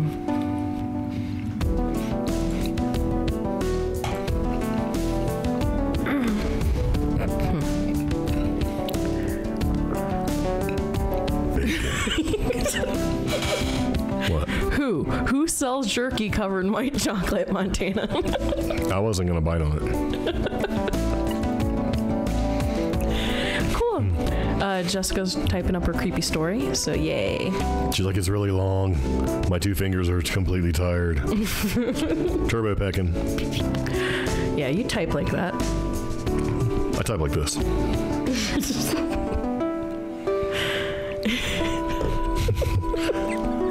Oh, wow. You know who sells jerky covered in white chocolate? Edie's Meats, serving the San Antonio area for over 35 years. You know what was messed up that whole time? There's so much going on in the chat. I didn't even catch the first 2 posts from that guy. I know, because I was so busy with the dude arguing the NASA guy. Yeah, he came out of nowhere. Yeah. I guess he thought that we thought it was flat Earth or something. Yeah. So I don't even know where that came from because I have no keywords in here at all. So it wasn't like it went out to the... Well, it was weird because, I want to say 10... It's an oblate steroid. Yeah. You're like, what? 10 minutes into us broadcasting, we got 7 people in there that I had never seen before. 2 of them inappropriate. I was just like, what? And then one There's dude, 3 of them were inappropriate. Yeah, one of the dudes, their username was inappropriate. Hominid castratum. Yeah, there was another one. He didn't even make it because I banned him as soon as he showed up. Oh, okay. Yeah. Well, I thought that was interesting. Yeah. I want to see a NASA dude and a flat earther fight it out in our chat. What, 2 again. nerds? You know what's going to happen, right? You know what happens with nerd rage? What? Nothing. Oh, all right. Put the kids to bed. So. Yeah. Wow, it's 8 o'clock. Where? Here, it's past 8. Good Lord of the dance. Yeah. Watch. I bet if we check our email, if they actually write us, we will play their commercial, or we'll do a commercial for them. Only if they send us a discount for the finest quality meats in San Antonio. We should contact them. I know. Like, yo, bro, where's my sausage? Yeah. You know my sausages? The fact that they $5 an hour. I don't know what minimum wage is in San Antonio.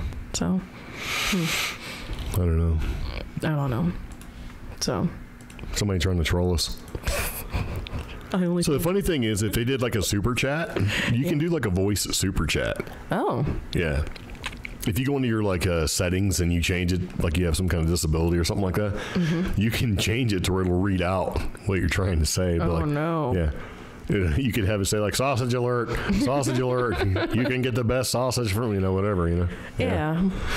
So. But then we also had that dude who was like, But the thing is, though, is that we can't do it on this particular channel right here because we don't have super chat because we only have 44 subscribers. Oh, okay. Yeah. But if we did on CreepGeek, yeah, we could totally do that. And somebody throw away like $5, whatever, and you can say whatever they want. Ooh. Yeah. Yeah. But you kind of got to stop that because you can really wreck somebody. If you go to like somebody's got like 5 or 10,000 people watching, and you pay like $5, you can say, "Hey, everybody, make sure to check out the CreepGeek channel. This guy sucks. Check out the CreepGeek channel." It'll interrupt them right in the middle of whatever they're saying. It plays loud. God. Wow. Yeah, I seen that. I seen somebody doing that. They were going through and they were giving money in super chat to live streamers. And just saying some off the wall crap to them, and it was wrecking them, man. They were getting so mad. One guy was like, he goes, "Yeah, okay, I got to make sure to turn it off. Sorry, guys, for that guy interrupting." And he just did it again, and he just kept doing it. So the guy finally just stopped. It was like, really? Yeah. Oh, yeah, it's very fun. I laugh so hard. See, I can't even go that far back in the chat where the dude was talking about the meats. Well, I hit him for the horse comment. Yeah. We have a dehydrator too. Yeah. I haven't made jerky in a while. I want to make some, but we got stuff going on. That's true. So all right, I have to start making the rice. So please do. Okay, everybody. Thank you very much for tuning in, and you've been watching. Very much appreciated. It does make Sundays enjoyable. Yeah. So what we're going to do right now is we're actually going to end because it's time for us to eat dinner, where we're going to have our chicken korma. Who? Chicken korma. Chicken korma. Yeah. With rice. Using the finest quality San Antonio meats from Edie's Meats. That's not true. Yeah. And jerky is delicious. So, Katrina loves her new rice cooker. What's her name? Stop. Yeah, it's just a dad joke for you. I hate you. Got a new rice cooker. What's her name? Yeah. Oh, that's funny. See you later, Helena. Bye. I'm sorry, Helena. Yeah. Happy Veterans Weekend to you too. Bye-bye, Katie. Love you. Bye. Yeah. Yeah. I tried that joke with Omi's dad. He didn't get it because he bought us, or he wanted buying us a rice cooker. Yeah. Because like, what's the matter with the rice cooker? What is it? And, yeah. Yeah. And then I had to sit there and yeah. While your stepmom just laughed the entire time. And she finally said, the rice cooker is Omi. The rice cooker is Omi. He's like, what do you mean Omi's the rice cooker? Don't they have the rice cooker? That's what we've been talking about is the rice cooker. If the rice cooker doesn't work, I'll get him another one. They're only like $15. And he just kept going on and on. And I'm like, it was a joke, man. Yeah. Explain it to the... But it steams too. Yeah. Yeah, I kind of want rice cooker or one of those robot vacuums on the Christmas list this year. Rice cooker it is. That's $15, man. That frees up $188 for me. You have to get a good Asian quality. 20. No, rice cooker. Very specific. 30. Mm-mm. Hey, they're not as much as a vacuum. It's like $200, man. That means I win. The Pacific Islander part of me is crying. So. Well, is it the part that likes the spam? It is, isn't it? Shut up. Yeah, 40 at least. I'll drop 40. You need one of those My dad's was like turbo pots. What are those things called? Instapots. Instapot, yeah. Yeah, how about that? My dad's rice cooker was like $68 or something. It's not $200 for a Robo vacuum. That was after the Bed Bath and Beyond coupon. So, yeah. What did she say? Oh. I'm going to ban you, Espinoza. How dare you? No, don't. Ooh, I'm going to look She's like, that ooh, up. it's $200. No, it's not. Get out of my chat. How dare you? Ooh, $149. No. It's on sale. And they have the matching insulated lunch jar with tote bag. I'm not toting around rice anywhere. Oh, that's their small rice cooker. Their little 3-cup rice cooker is $149. See? Yeah. I'm going to get like a $50 robot vacuum cleaner. So that's what I'm going to do. No. That was standard. No matter what, when we moved, my dad always had a good rice cooker. So, and when my parents split up, like my mom threw the rice cooker away, and that was the first thing he bought. No, it was like the third thing he bought when he got his own place. Was a rice cooker. What was her name? Shut up. That's right. Well, most people don't eat enough rice, but I'm part Pacific Islander, so rice was almost every meal. So that's just how I grew up. So we had a rice cooker. I make it in the pot though, right now. Yeah. Yeah. Okay, everybody, we're going to go ahead and jet and roll up out of here. We got some chicken korma. And I got to make the rice the old school And she's got to make the rice. So I got to fire up the old rice cooker. I'm already fired up after this episode. All right, then it won't take as long. Very nice. All right, well, okay, everybody, thank you very much for tuning in and watching. We'll do this again real soon. Good night, y'all. So, to my girls out there, I love you. You know who you are. If you want to be included in that, that's fine too. But anyway, see you guys later. Bye, guys. Take it easy. Have a good night. So many chances.